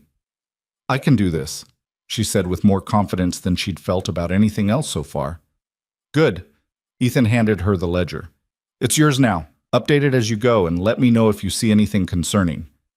The afternoon passed in a blur of learning, how much firewood to bring in daily, where the laundry supplies were kept, how to preserve eggs in water glass for winter, the routine for bread baking that happened 3 times a week, the expected meal schedule, breakfast before dawn, lunch at noon, Dinner at dusk. By evening, Clara's head ached from information overload, but something else was building underneath the exhaustion. Not quite confidence, but maybe the beginning of competence. She'd survived her first full day. She'd produced an edible meal. She'd started to map the rhythms of this new life. That night, sitting at the table after dinner while Ethan read and Tom had returned to the bunkhouse, Clara allowed herself to feel the smallest flicker of something that might eventually become hope. "Mr. Cole," she said quietly. He looked up from his book. "Thank you for being patient today. I know I'm slow." "You're learning, not slow. There's a difference." He marked his place and closed the book. "You're doing fine, Miss Monroe. Better than fine, actually." Clara nodded, not trusting her voice to remain steady if she said more. She retreated to her room, changed for bed, and lay in the darkness listening to the now familiar sounds of the ranch at night. She'd survived the first day. Tomorrow she'd survive the second. And maybe, eventually, she'd do more than survive. Maybe she'd actually learn to live. The days began to establish a pattern. Clara woke before dawn to start the fire, put coffee on, and begin breakfast preparations. Ethan and Tom ate quickly before heading out to whatever the day's ranch work required. Clara spent her mornings cooking, cleaning, managing the household tasks that kept the operation running. Afternoons brought different challenges: laundry, preserving, supply organization, account keeping. The work was hard, but it was focused in a way her 3 jobs in Gold Creek had never been. Here, everything she did contributed to a single purpose. The effort felt meaningful rather than merely exhausting. By the end of the first week, Clara had started to find her rhythm with the stove. Her biscuits were consistently good, her salt pork properly prepared, her coffee strong enough to satisfy men who worked from dawn to dusk. She'd taken over the weekly laundry without being asked, organized the pantry in a way that made more sense, and started a kitchen garden that would provide fresh vegetables by summer. Ethan noticed. "You've done more in a week than I managed in 6 months," he said one evening, surveying the reorganized pantry. "This makes actual sense now." "It's basic organization." Clara adjusted a jar of preserves. "I couldn't find anything the way it was before." "Exactly. I just threw things wherever they fit. You've created an actual system." The compliment warmed something in Clara's chest that had been cold for a very long time. The second week brought new challenges. Tom cut his hand badly while repairing fence wire, and Clara found herself cleaning the wound, applying salve, and wrapping it with steady hands despite her racing heart. The milk cow developed mastitis and needed twice daily treatment that Clara administered while Ethan held the animal steady. A late spring storm knocked out part of the chicken coop, and Clara spent an afternoon chasing escaped hens through the yard. But she handled it. All of it. And each small success built on the last until Clara started to believe she might actually be capable of this life. What surprised her most was the quiet. After months of constant noise in Gold Creek, the mines, the saloons, the press of humanity, the ranch's silence felt like medicine. Mornings were marked by birdsong and the sound of the creek. Evenings brought wind through the pines and the occasional call of a coyote. At night, nothing but stars and stillness. Clara discovered she didn't miss the noise at all. She also didn't miss the constant vigilance that life in Gold Creek had required. Here, she could walk outside without watching over her shoulder. She could work without dodging hands or deflecting unwanted attention. Ethan kept his distance exactly as he'd promised, professional and respectful. Tom treated her like a colleague rather than a curiosity. For the first time in months, Clara felt like a person rather than a commodity. 3 weeks in, on a Saturday evening after the work was done, Ethan approached her with an envelope. "Your first week's wages," he said, placing it on the table. $15, as agreed. Clara opened the envelope with shaking hands. Inside were 3 $5 bills, more money than she'd ever earned in a single week in her entire life. "I can take you to town next week if you need to send money anywhere or purchase personal items," Ethan offered. Clara thought about her small remaining savings, about the $17 she still had from the advance after paying the debt. Combined with this week's pay, she had $32, more money than she'd ever possessed at once. Money that was completely hers, earned through her own work, with no crushing obligations attached. "Thank you," she whispered. "But I don't need anything from town yet. maybe in a few weeks. What she needed was to believe this was real, that it would last, that she hadn't just traded one precarious situation for another. But with each passing day, the fear eased a fraction, and in its place, something unexpected began to grow, something that felt remarkably like belonging. The belonging deepened as spring turned toward summer. Claire's hands, which had been soft and bleeding from laundry work in Gold Creek, developed calluses that she wore with quiet pride. Her back, which had ached constantly from too many jobs and too little rest, grew stronger from the physical demands of ranch work. She learned to read the weather by the quality of morning light, to judge the stove's temperature by sound alone, to anticipate what Ethan and Tom would need before they asked. By the end of her second month, the ranch felt less like foreign territory and more like a place where she had earned the right to exist. The transformation didn't go unnoticed. One evening in late June, after a particularly long day of preserving early strawberries from the kitchen garden, Tom lingered at the table after dinner instead of heading immediately to the bunkhouse. "You've settled in well," he said, his weathered face thoughtful. "Better than the last 3 people Ethan hired for household work." Clara looked up from the ledger where she was recording the day's expenses. "What happened to them?" First one lasted 2 weeks before the isolation got to her. Cried herself sick and begged to go back to town. Second one made it a month but couldn't handle the work, kept burning food or forgetting to order supplies. Third one, Tom paused, choosing his words carefully. Third one had different ideas about what the job entailed. Ethan sent her packing when she made her intentions clear. Clara's hands stilled on the ledger page. "I see. Point is," Tom continued, "you're the first one who's treated this like actual work, who's taken pride in doing it right. Ethan notices. We both do." The words settled warmly in Clara's chest, filling spaces that had been hollow for too long. Pride in work. Recognition of effort. Simple acknowledgement that she mattered. These were things she hadn't realized she'd been starving for until they were offered freely. "Thank you, Tom. That means more than you might think." The older man nodded and stood, his joints creaking with the movement. "Just wanted you to know you're appreciated. Sleep well, Miss Clara." After he left, Clara sat alone in the lamplight, surrounded by the quiet sounds of the house settling for the night. Through the open window she could hear the creak and the wind and the distant call of an owl. The ledger in front of her showed neat columns of numbers, careful tracking of resources, proof of competence she'd built from nothing. She thought about the woman she'd been 3 months ago, desperate, exhausted, grinding herself to dust for wages that would never be enough. That woman felt like a stranger now. Someone Clara had been but no longer was. The door to Ethan's room opened, and he emerged, probably drawn by the continued lamplight. He stopped when he saw her still at the table. "You should rest," he said quietly. "The accounts can wait until tomorrow." "I know, Clara gestured vaguely at the ledger, the kitchen, the life she was building here. "Sometimes I need to remind myself this is real." Ethan crossed to the stove and poured himself coffee from the pot that Clara kept warm throughout the evening. He didn't sit, just stood leaning against the counter, giving her space but offering presence. "Is it what you expected?" he asked.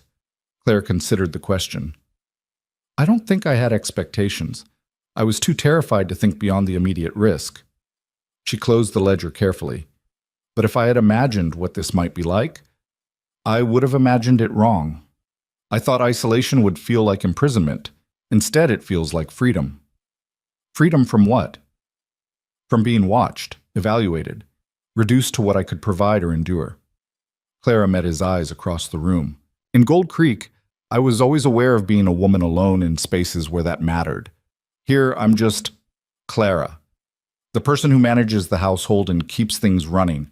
My gender is irrelevant to my value." Ethan was quiet for a moment, his expression thoughtful. "I hired you because you were competent and honest.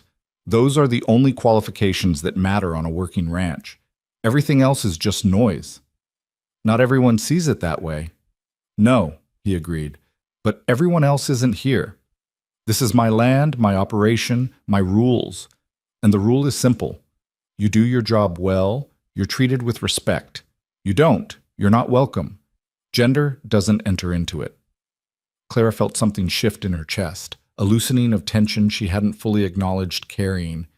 This was what safety felt like, she realized. Not the absence of risk, but the presence of clear boundaries fairly enforced. Not protection that required gratitude and obligation, but respect that was simply expected as baseline human decency. "Thank you," she said softly, "for making that clear from the beginning, for following through on what you promised." Ethan shifted his weight, looking almost uncomfortable with the gratitude. "I made you an offer. You accepted. We both honor our commitments. That's just basic integrity, not something that deserves special thanks. You'd be surprised how rare basic integrity is. Maybe, but it shouldn't be." He finished his coffee and set the cup in the washing basin.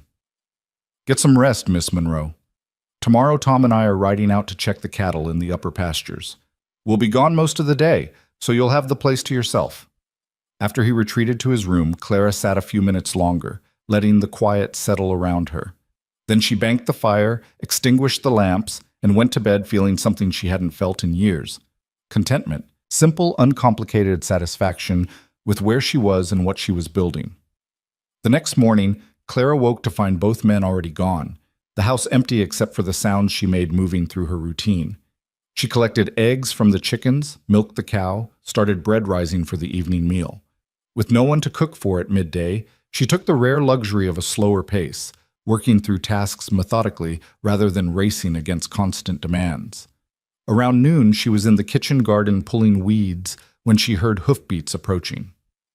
Clara straightened, shading her eyes against the sun, and felt her stomach clench with instinctive wariness. Visitors were rare this far from town, and unexpected visitors were almost never good news. 3 men on horseback came around the bend in the road, moving with the casual confidence of people accustomed to going where they pleased. Clara recognized the type immediately, ranch hands or drifters, the kind of men who populated saloons and made serving girls nervous. She stood slowly, brushing dirt from her hands, and walked toward the house with measured steps. Not running, which would show fear, but not lingering in the open garden either. The lead rider pulled up near the porch, his eyes tracking Clara's movement with the kind of attention she'd learned to distrust. "Well now," he said, his voice carrying false friendliness. "Didn't expect to find a lady way out here." "This the EC Ranch?" "It is." Clara kept her voice level. "The owner isn't here currently. Can I take a message?" "Owner, huh?" The man dismounted and his companions followed suit. "We're looking for work. Heard Cole might be hiring for summer roundup." "Mr. Cole handles his own hiring. You'll need to come back when he's available to discuss it." The lead man took a step closer, and Clara held her ground despite every instinct screaming to retreat. Showing weakness to men like this was dangerous. They interpreted it as invitation. "Seems a shame to ride all the way back without even getting a drink of water. We've been traveling since dawn." His smile didn't reach his eyes. "Surely you could spare a few minutes of hospitality while we rest our horses." Clara's mind raced through options. She was alone. The nearest help was Ethan and Tom, hours away in the upper pastures. The rifle Ethan kept over the fireplace was inside, but she'd never fired a gun in her life. Screaming would accomplish nothing except confirming her vulnerability. "Water's in the pump by the barn," she said evenly. "Help yourselves." "But the house is locked, and I'm not authorized to invite strangers inside when Mr. Cole isn't present." "Locked?" The second man laughed. "That's mighty unfriendly." "That's respecting my employer's property and his privacy." Clara crossed her arms. "You're welcome to water your horses and rest in the shade, but then you'll need to move on. This is private land." The lead man's expression shifted, friendliness evaporating into something harder. "You got a sharp tongue for a woman alone in the middle of nowhere. Someone should teach you better manners. And you've got a dangerous misunderstanding of whose property you're on." Clara's voice stayed steady even as her heart hammered. "This ranch belongs to Ethan Cole. He's particular about who's welcome here. You want to find out how particular? Keep pushing. Otherwise, get your water and leave." For a long moment, no one moved. Clara could feel the tension building, could see the calculation in the lead man's eyes as he weighed options. 3 of them, one of her, miles from any help. The mathematics were obvious and terrifying. Then hoofbeats sounded from the direction of the northern pasture, and Clara nearly sobbed with relief. Ethan appeared around the barn, riding hard, with Tom close behind. Both men took in the scene instantly, Clara standing rigid near the porch. Three strange men too close to her, horses tied near the house. Ethan dismounted before his horse fully stopped, his movements controlled but radiating a cold fury that Clara had never seen in him before. "You've got about 10 seconds to explain what you're doing on my land uninvited." His voice was quiet, which somehow made it more menacing than shouting would have been. The lead man shifted his weight, trying to recover the initiative. "We came looking for work. Your lady here was just... Miss Monroe is my household manager, not my lady, and I seriously doubt she invited you onto the property." Ethan's hand rested casually on his hip, near the revolver he wore when riding. "So I'll ask again. What are you doing here?" "Looking for work," the man repeated, but his confidence was cracking. "We heard you might be hiring for Roundup." "I hire through recommendations from people I trust. I don't hire strangers who show up unannounced and intimidate my employees." Ethan's gaze never wavered. "Mount up, leave, don't come back. Now hold on. Mount up." Each word was precise and final. "You've got 30 seconds before I decide you're trespassing with hostile intent, and then this conversation gets very different." The three men looked at each other, at Ethan, at Tom, who'd positioned himself strategically near the barn with a rifle now visible across his saddle. Whatever they'd been planning, the odds had shifted decisively against them. They mounted without further argument and rode off, their retreat quick, but not quite panicked. Clara watched until they disappeared over the ridge, her hands shaking now that the immediate threat had passed. Ethan turned to her, his expression shifting from cold fury to concern. "Are you all right? Did they touch you?" "I'm fine. They just..." Clara's voice wavered despite her best efforts. "They wanted water, and then they wanted to come inside. I told them no." "Good." Ethan glanced in the direction the men had gone. "Tom, follow them to the property line. Make sure they actually leave." Tom nodded and rode off, leaving Clara and Ethan alone in the yard. "I'm sorry," Ethan said quietly. "I should have anticipated this. You've been here almost 3 months, and we haven't had any trouble, so I got complacent. I should have made sure you knew how to handle situations like this." "I handled it." Clara forced herself to uncross her arms, to stand straighter. "I told them you weren't here, offered water from the pump, refused entry to the house, and made clear this was private property. What else should I have done?" "Nothing. You did exactly right."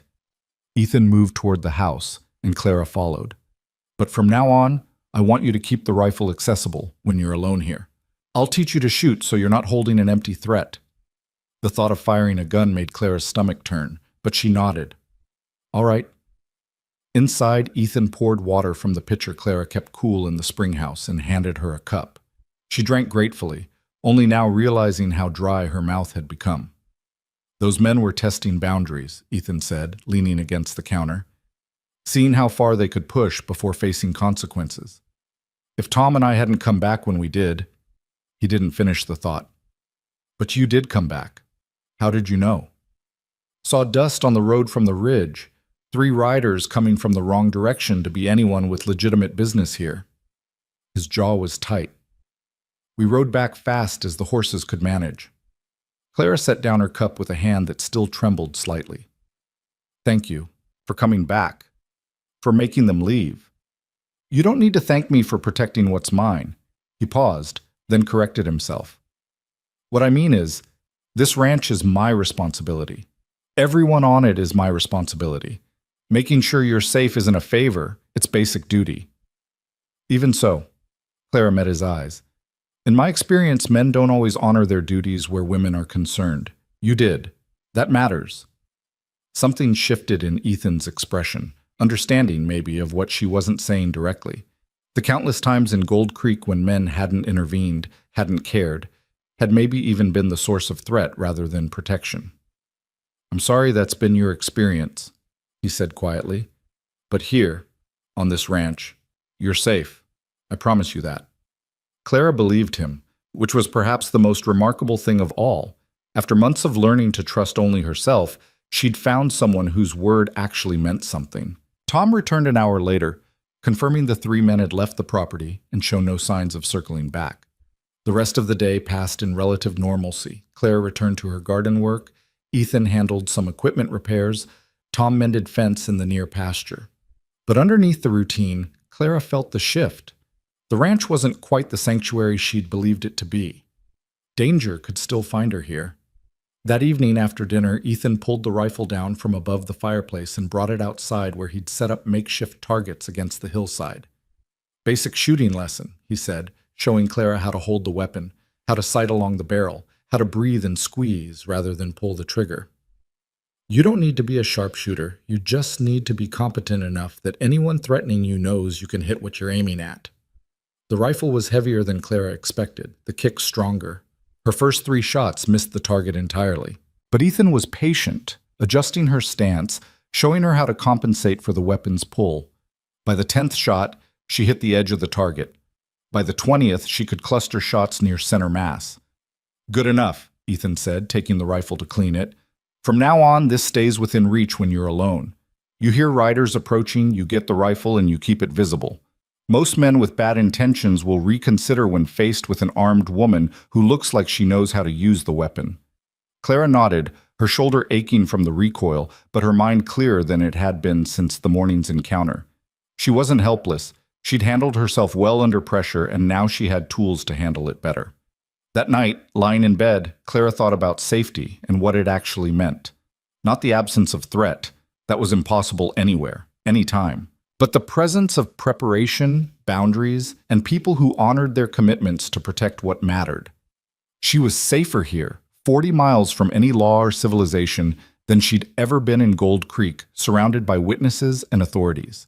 Because here, the man responsible for the property actually took that responsibility seriously, and she herself was learning to be someone who could stand her ground instead of just enduring. The weeks that followed brought a different kind of education.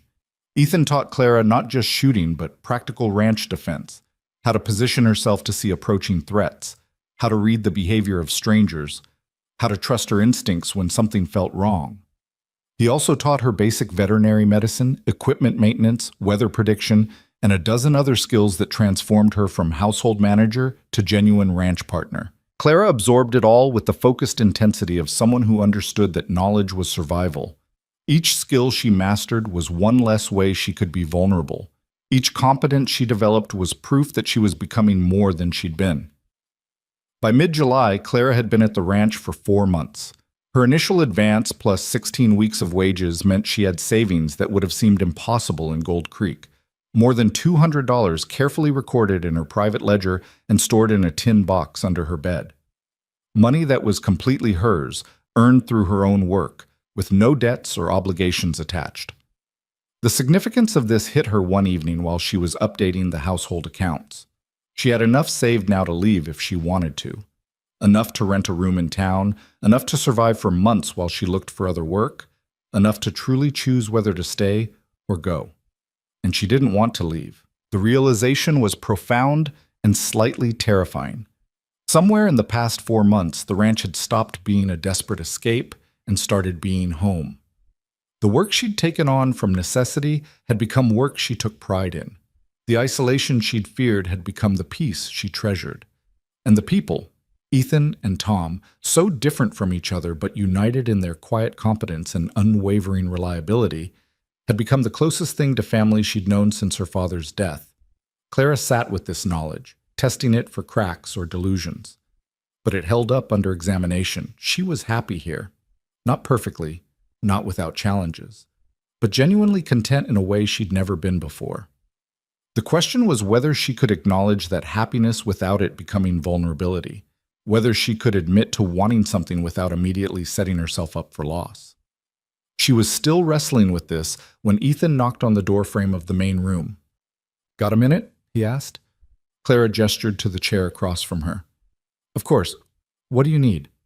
Ethan sat, but his posture was uncertain in a way that was unlike him. "I wanted to talk about the fall roundup. We'll be bringing in additional hands, probably 5 or 6 men for about 3 weeks.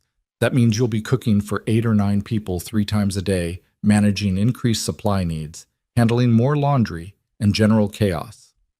I expected that would be part of the job eventually. "It is. but it's also significantly more work than what you've been handling. I wanted to make sure you're prepared for it and to offer additional compensation for those weeks. An extra $5 per week while the crew is here." Clara's eyebrows rose. "That's generous, but not necessary. The original agreement covered busy seasons." "The original agreement assumed you'd have time to build up to busy season gradually. Instead, you've been here 4 months, and you've already exceeded every expectation I had." Ethan met her eyes directly. "You've earned the raise, Miss Monroe, and I'd rather you feel fairly compensated than burnt out." The acknowledgement settled warmly in Clara's chest. This was what respect looked like in practice. Not just words, but adjustments to ensure fairness. Not taking advantage of someone's competence by demanding more for the same pay. "Thank you," she said quietly. "I accept, and I'll make sure we're properly prepared for the additional crew." "There's something else." Ethan's expression shifted to something almost uncomfortable. "Some of the seasonal hands, good workers, reliable men, but they're going to be curious about you, about why a woman your age is working on an isolated ranch instead of married and settled somewhere. There may be questions, maybe even interest that gets expressed inappropriately despite my warnings." Clara felt herself tense. "I can handle curiosity." "I know you can, but I want to make sure you know that if anyone crosses a line, any line at all, you tell me immediately. I'll address it. And if addressing it means sending someone packing in the middle of roundup, that's what happens. Your safety and comfort matter more than the inconvenience of being short-handed."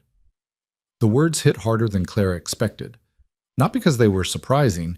Ethan had proven his commitment to her safety repeatedly, but because they represented a principle she'd rarely encountered, the idea that her well-being mattered enough to inconvenience operations, that she wasn't expendable in the service of larger goals.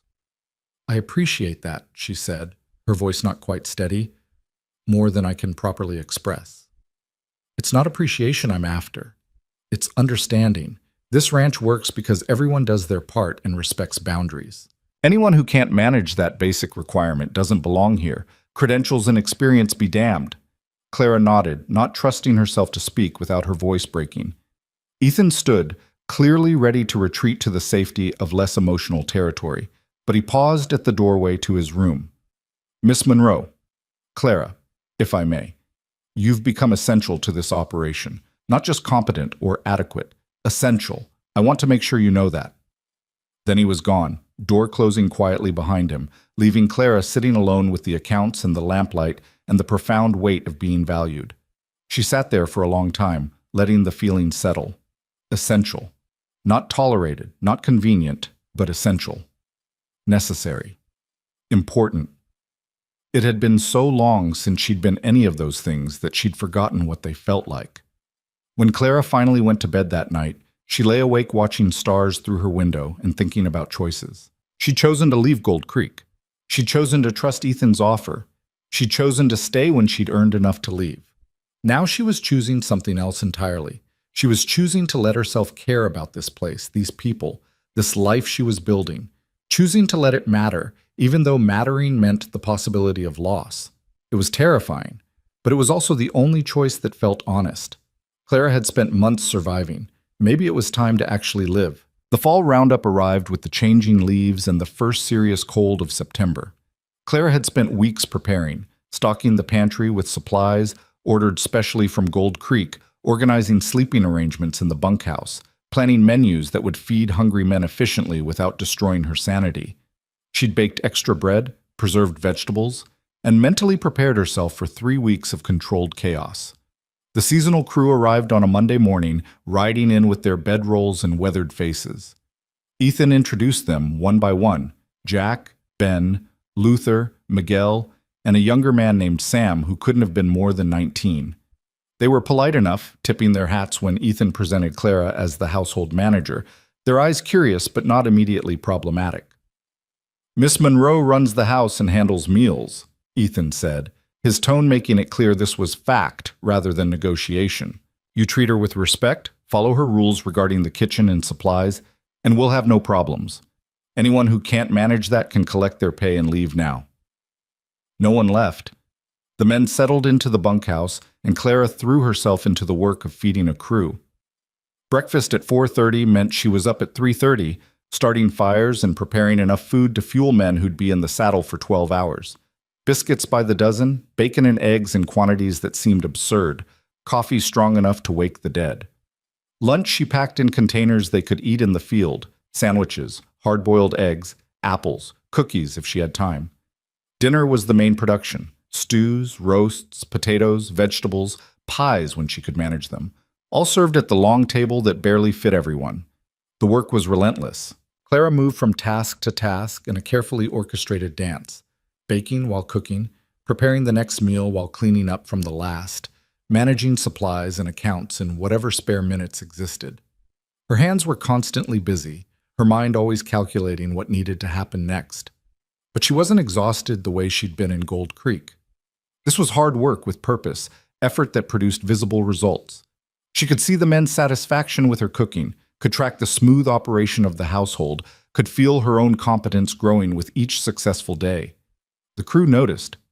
By the end of the first week, she'd earned a reputation that preceded each meal. "Best biscuits I've had in 5 years of roundup work," Jack said one morning, reaching for his third. "You could hire out as a camp cook and make a fortune." "I'm happy where I am," Clara replied, refilling his coffee. "But I appreciate the compliment."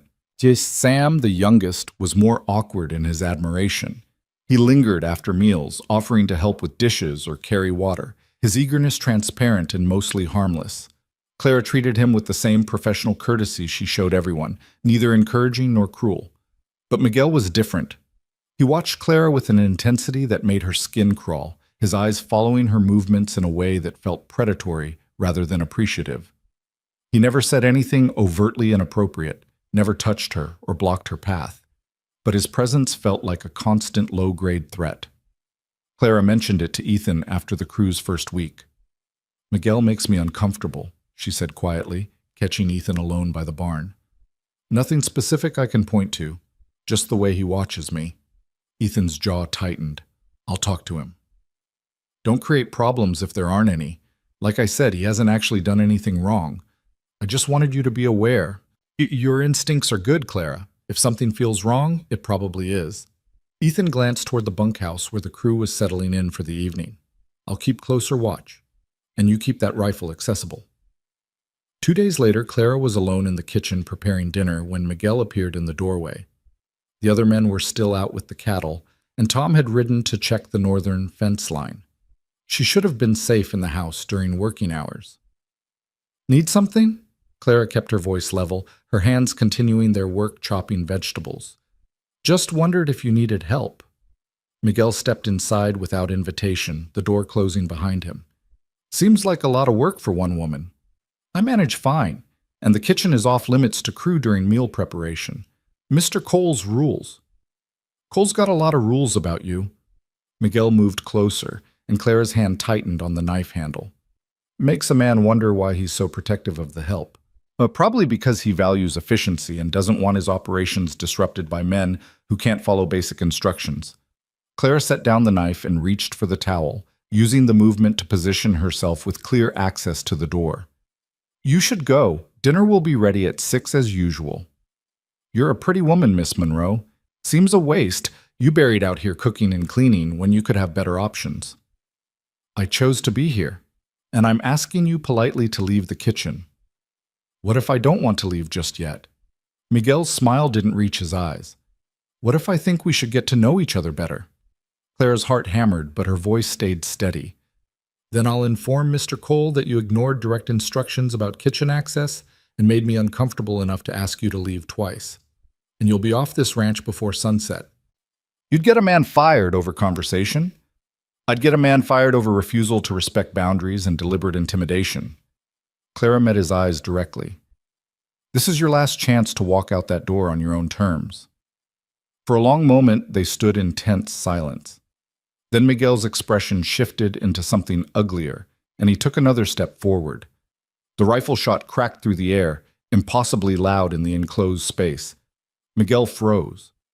Clara's hands were empty. She hadn't touched the weapon. The shot had come from behind him. Ethan stood in the doorway. Clara hadn't heard him open, rifle still raised, the bullet buried in the wall 3 inches from Miguel's head. "She asked you to leave." Ethan's voice was perfectly calm, which somehow made it more terrifying than shouting. Twice. That's 2 times more than you deserved. Miguel's face had gone pale. I wasn't going to, I don't care what you were or weren't going to do. You made my household manager uncomfortable. You violated a direct instruction about kitchen access, and you ignored her repeated requests to leave. Ethan lowered the rifle, but didn't set it aside. You've got 10 minutes to collect your things and get off my property. Your wages for the week will be waiting at the gate. You're firing me over this? I didn't touch her. You're fired because you can't follow simple rules and because you thought intimidating a woman was acceptable behavior. Ethan's expression was granite. 9 minutes now.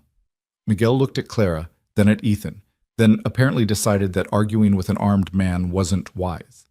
He left without another word, his footsteps heavy on the porch. Ethan waited until he heard the bunkhouse door slam before lowering the rifle completely. Are you all right? Clara's hands were shaking now that the immediate threat had passed, but she nodded. I'm fine. How did you know? Saw him head toward the house when he should have been working. Figured I'd better check. Ethan set the rifle aside. I'm sorry. I should have fired him the moment you said he made you uncomfortable. I shouldn't have waited for him to prove you right. You trusted my judgment enough to watch him closely. That's more than most would do. Clara sat down at the table, her legs suddenly unsteady. Thank you for coming when you did. Always. Ethan pulled out a chair across from her. Clara, I need you to understand something. Your safety isn't negotiable. Ever. If that means we're short-handed during roundup, we're short-handed. If it means I have to fire half the crew, I'll fire half the crew. Your well-being matters more than any business consideration. The words settled into Clara's chest like warmth spreading through cold spaces. This was what protection looked like when it came without strings attached, when it was offered as basic decency rather than leverage for future obligation. I understand, she said quietly, and I promise to keep speaking up when something feels wrong. Good, Ethan stood. I'll make sure Miguel actually leaves the property. The rest of the crew will be informed that he was let go for boundary violations, and they'll understand what that means. After he left, Clara sat in the quiet kitchen, listening to her heartbeat slow back to normal. The confrontation had been frightening, but the outcome had been definitive. She'd stood her ground. She'd been backed up. The threat had been removed immediately and decisively. In Gold Creek, men like Miguel had operated with impunity because no one with power had cared enough to stop them. Here, on this isolated ranch 40 miles from any law, Clara had more protection than she'd ever had surrounded by civilization. The irony wasn't lost on her. The rest of the roundup proceeded without incident. The remaining crew worked hard, ate gratefully, and treated Clara with a respect that seemed genuine rather than calculated. Young Sam still lingered hopefully after meals, but he accepted Clara's professional courtesy without pushing for more. Jack and Ben and Luther became familiar presences, their routines predictable, their personalities comfortable. By the time the roundup finished in late September, Clara had cooked more than 500 meals, managed supplies for 9 people for 3 weeks, and earned an additional $15 in wages. She'd also earned something more valuable, the unshakable knowledge that she could handle pressure without breaking. The day after the crew left, the ranch settled back into its normal quiet. Just Clara, Ethan, and Tom, with routines that felt almost restful after the controlled chaos of feeding a full crew. Clara was in the kitchen garden harvesting late squash when Ethan approached with an envelope. Your wages for the roundup period, he said, plus a bonus for exceptional work under challenging circumstances. Clara wiped her hands on her apron and opened the envelope. Inside was $65, 3 weeks at $20 per week, plus an extra $5 that made her throat tight. This is too much, she protested. It's exactly right. Ethan crossed his arms. You fed 9 people 3 meals a day for 3 weeks, managed a household under pressure, handled a dangerous situation with more composure than most people could manage, and maintained quality that had the crew asking if you'd be here next year. That's worth every penny. Clara looked at the money in her hands, adding it mentally to her existing savings. She now had almost $300, more money than her father had probably saved in his entire life. Money that represented 6 months of work, of competence proven and maintained, of value freely given for effort freely offered. Thank you, she said, her voice not quite steady. For fair pay? For fair treatment? For keeping your word about everything you promised? You've kept your word too. That makes us even. Ethan hesitated, then continued. Clara, there's something I want to discuss with you about the future. Clara's stomach clenched. Here it was, the other shoe dropping, the hidden catch revealing itself, the moment when fair treatment would turn out to have a price after all. What about the future? You've been here 6 months now, long enough to know whether this life suits you, whether you want to stay long term, or if you're planning to move on eventually. Ethan's expression was serious. I need to know your intentions because if you're planning to leave, I need to start looking for a replacement. But if you're planning to stay, I want to make the arrangement permanent. Permanent how? A formal contract, not a temporary employment agreement, but a genuine partnership arrangement. You'd become the official household manager with a stake in the ranch's success. Fixed salary with annual bonuses based on ranch profits, guaranteed housing, protection of your savings, and legal documentation of your role. Clara stared at him. Why would you do that? Because you've proven yourself essential to this operation, because I don't want to spend the next 5 years wondering when you're going to leave, and because fair treatment means offering security to people who've earned it. Ethan met her eyes directly. But I need to know what you want, Clara. Is this a temporary solution while you figure out something else, or is this a life you actually want? The question hung in the air between them, enormous in its implications. What did Clara want? 6 months ago, she would have said she wanted survival, freedom from debt, a break from the grinding exhaustion that was killing her slowly. She'd achieved all of that and more. But somewhere along the way, her wants had shifted. She didn't just want survival anymore. She wanted this life, the quiet mornings, the purposeful work, the satisfaction of competence recognized and valued. She wanted the peace of isolation, the security of clear boundaries, the belonging that came from being essential to something that mattered. She wanted to stay.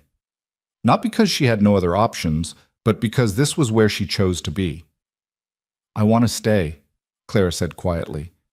Not temporarily, permanently. This is home now. Something shifted in Ethan's expression. Relief, maybe, or satisfaction. Then we'll draw up proper contracts. Legal protection for both of us. Clear terms, fair compensation. I'll have my lawyer prepare everything. Ethan, Clara used his first name deliberately, consciously. Why is this so important to you? You could hire someone else if I left. Maybe someone with more experience, better credentials. Experience and credentials are worthless without integrity. Ethan's voice was firm. You're honest, competent, reliable, and you've proven you can handle this life. That's rarer than you might think. I'd rather invest in someone who's earned my trust than gamble on a stranger with better paperwork.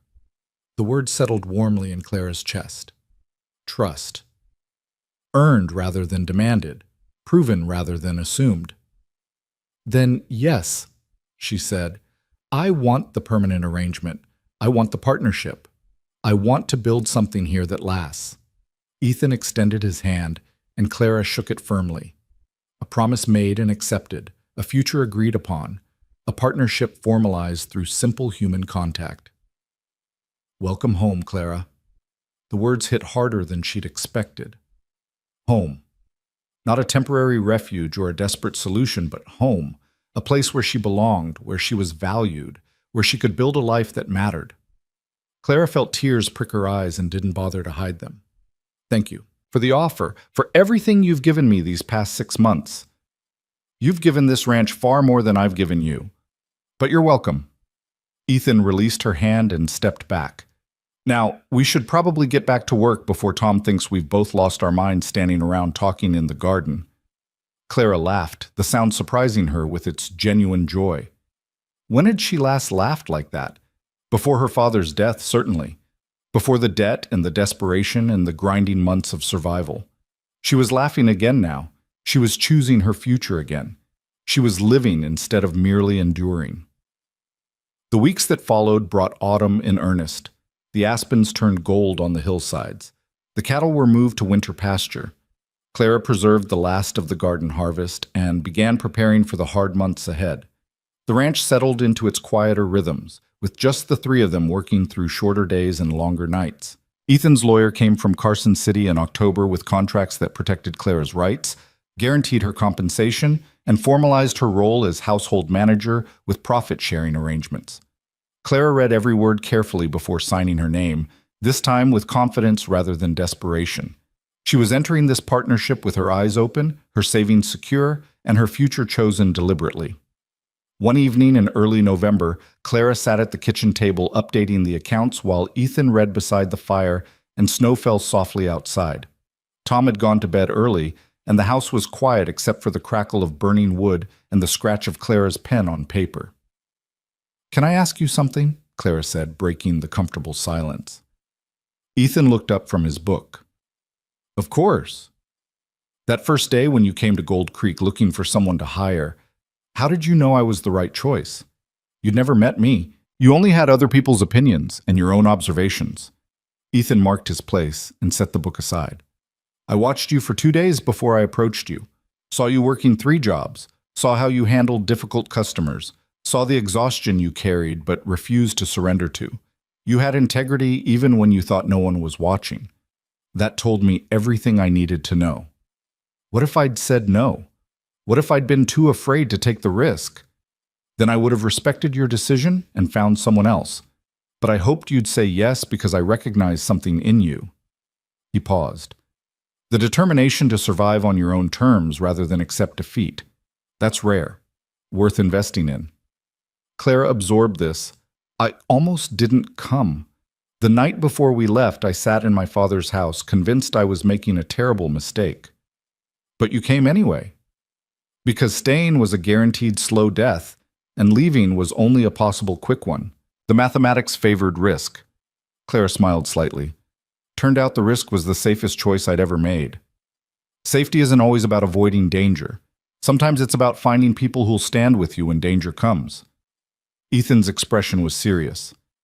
"You've created safety here, Clara. Not just for yourself, but for me and Tom too.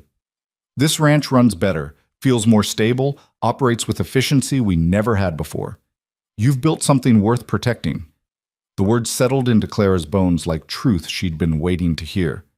She had built something, not inherited it, not stumbled into it, but actively created it through her own effort and competence. This life was hers in a way nothing had ever been hers before.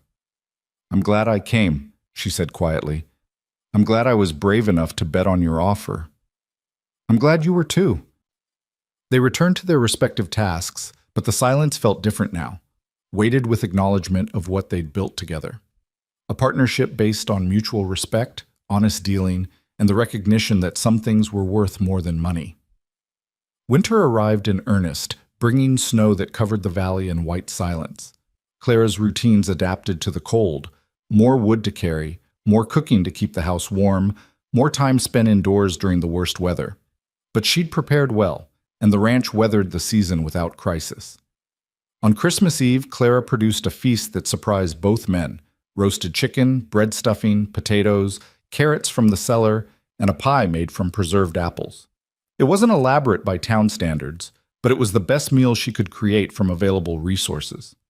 "This is exceptional," Tom said, reaching for seconds. "Haven't had Christmas dinner like this in more years than I can count. My father always insisted on proper Christmas dinner, said it was important to mark the day as special even when things were hard." Clara's throat tightened with memory. "This is the first Christmas since he died. I wanted to honor that tradition." Ethan raised his coffee cup. "To traditions worth honoring, and to the people who keep them alive." They drank, and Clara felt her father's presence like a warmth in her chest. He would have been proud, she thought. Proud that she'd survived, that she'd chosen courage over surrender, that she'd built something meaningful from the ashes of loss. The new year arrived with bitter cold and isolation that would have destroyed Clara 6 months earlier. But now she found peace in the silence, strength in the routine, purpose in work well done. She tracked expenses with meticulous care, managed supplies with increasing efficiency, and began planning improvements for the spring. In February, during a brief warm spell, Ethan approached Clara with unusual hesitation. "I've been thinking about expanding the cattle operation next year, adding another 100 head if we can manage it. But that would mean more work for everyone, especially you during roundup season. I can handle it, Clara said immediately. I know you can, but I wanted to ask rather than assume. Ethan leaned against the porch railing. This partnership means your input matters. If you think expansion is a bad idea, or if you're not ready for the additional work, that affects the decision. Clara considered. More cattle meant more profit, but also more responsibility. Larger crews to feed, more complex logistics, higher stakes if anything went wrong. It also meant growth, building something bigger and more sustainable, creating security that went beyond mere survival. I think we should do it, she said finally, but we'll need to be strategic. Better supply arrangements, maybe permanent quarters for a second year-round hand to help Tom, definitely upgraded equipment for the kitchen. Agreed, start making lists of what you'd need to manage a larger operation. We'll order what we can afford and plan for the rest. They spent the evening discussing logistics.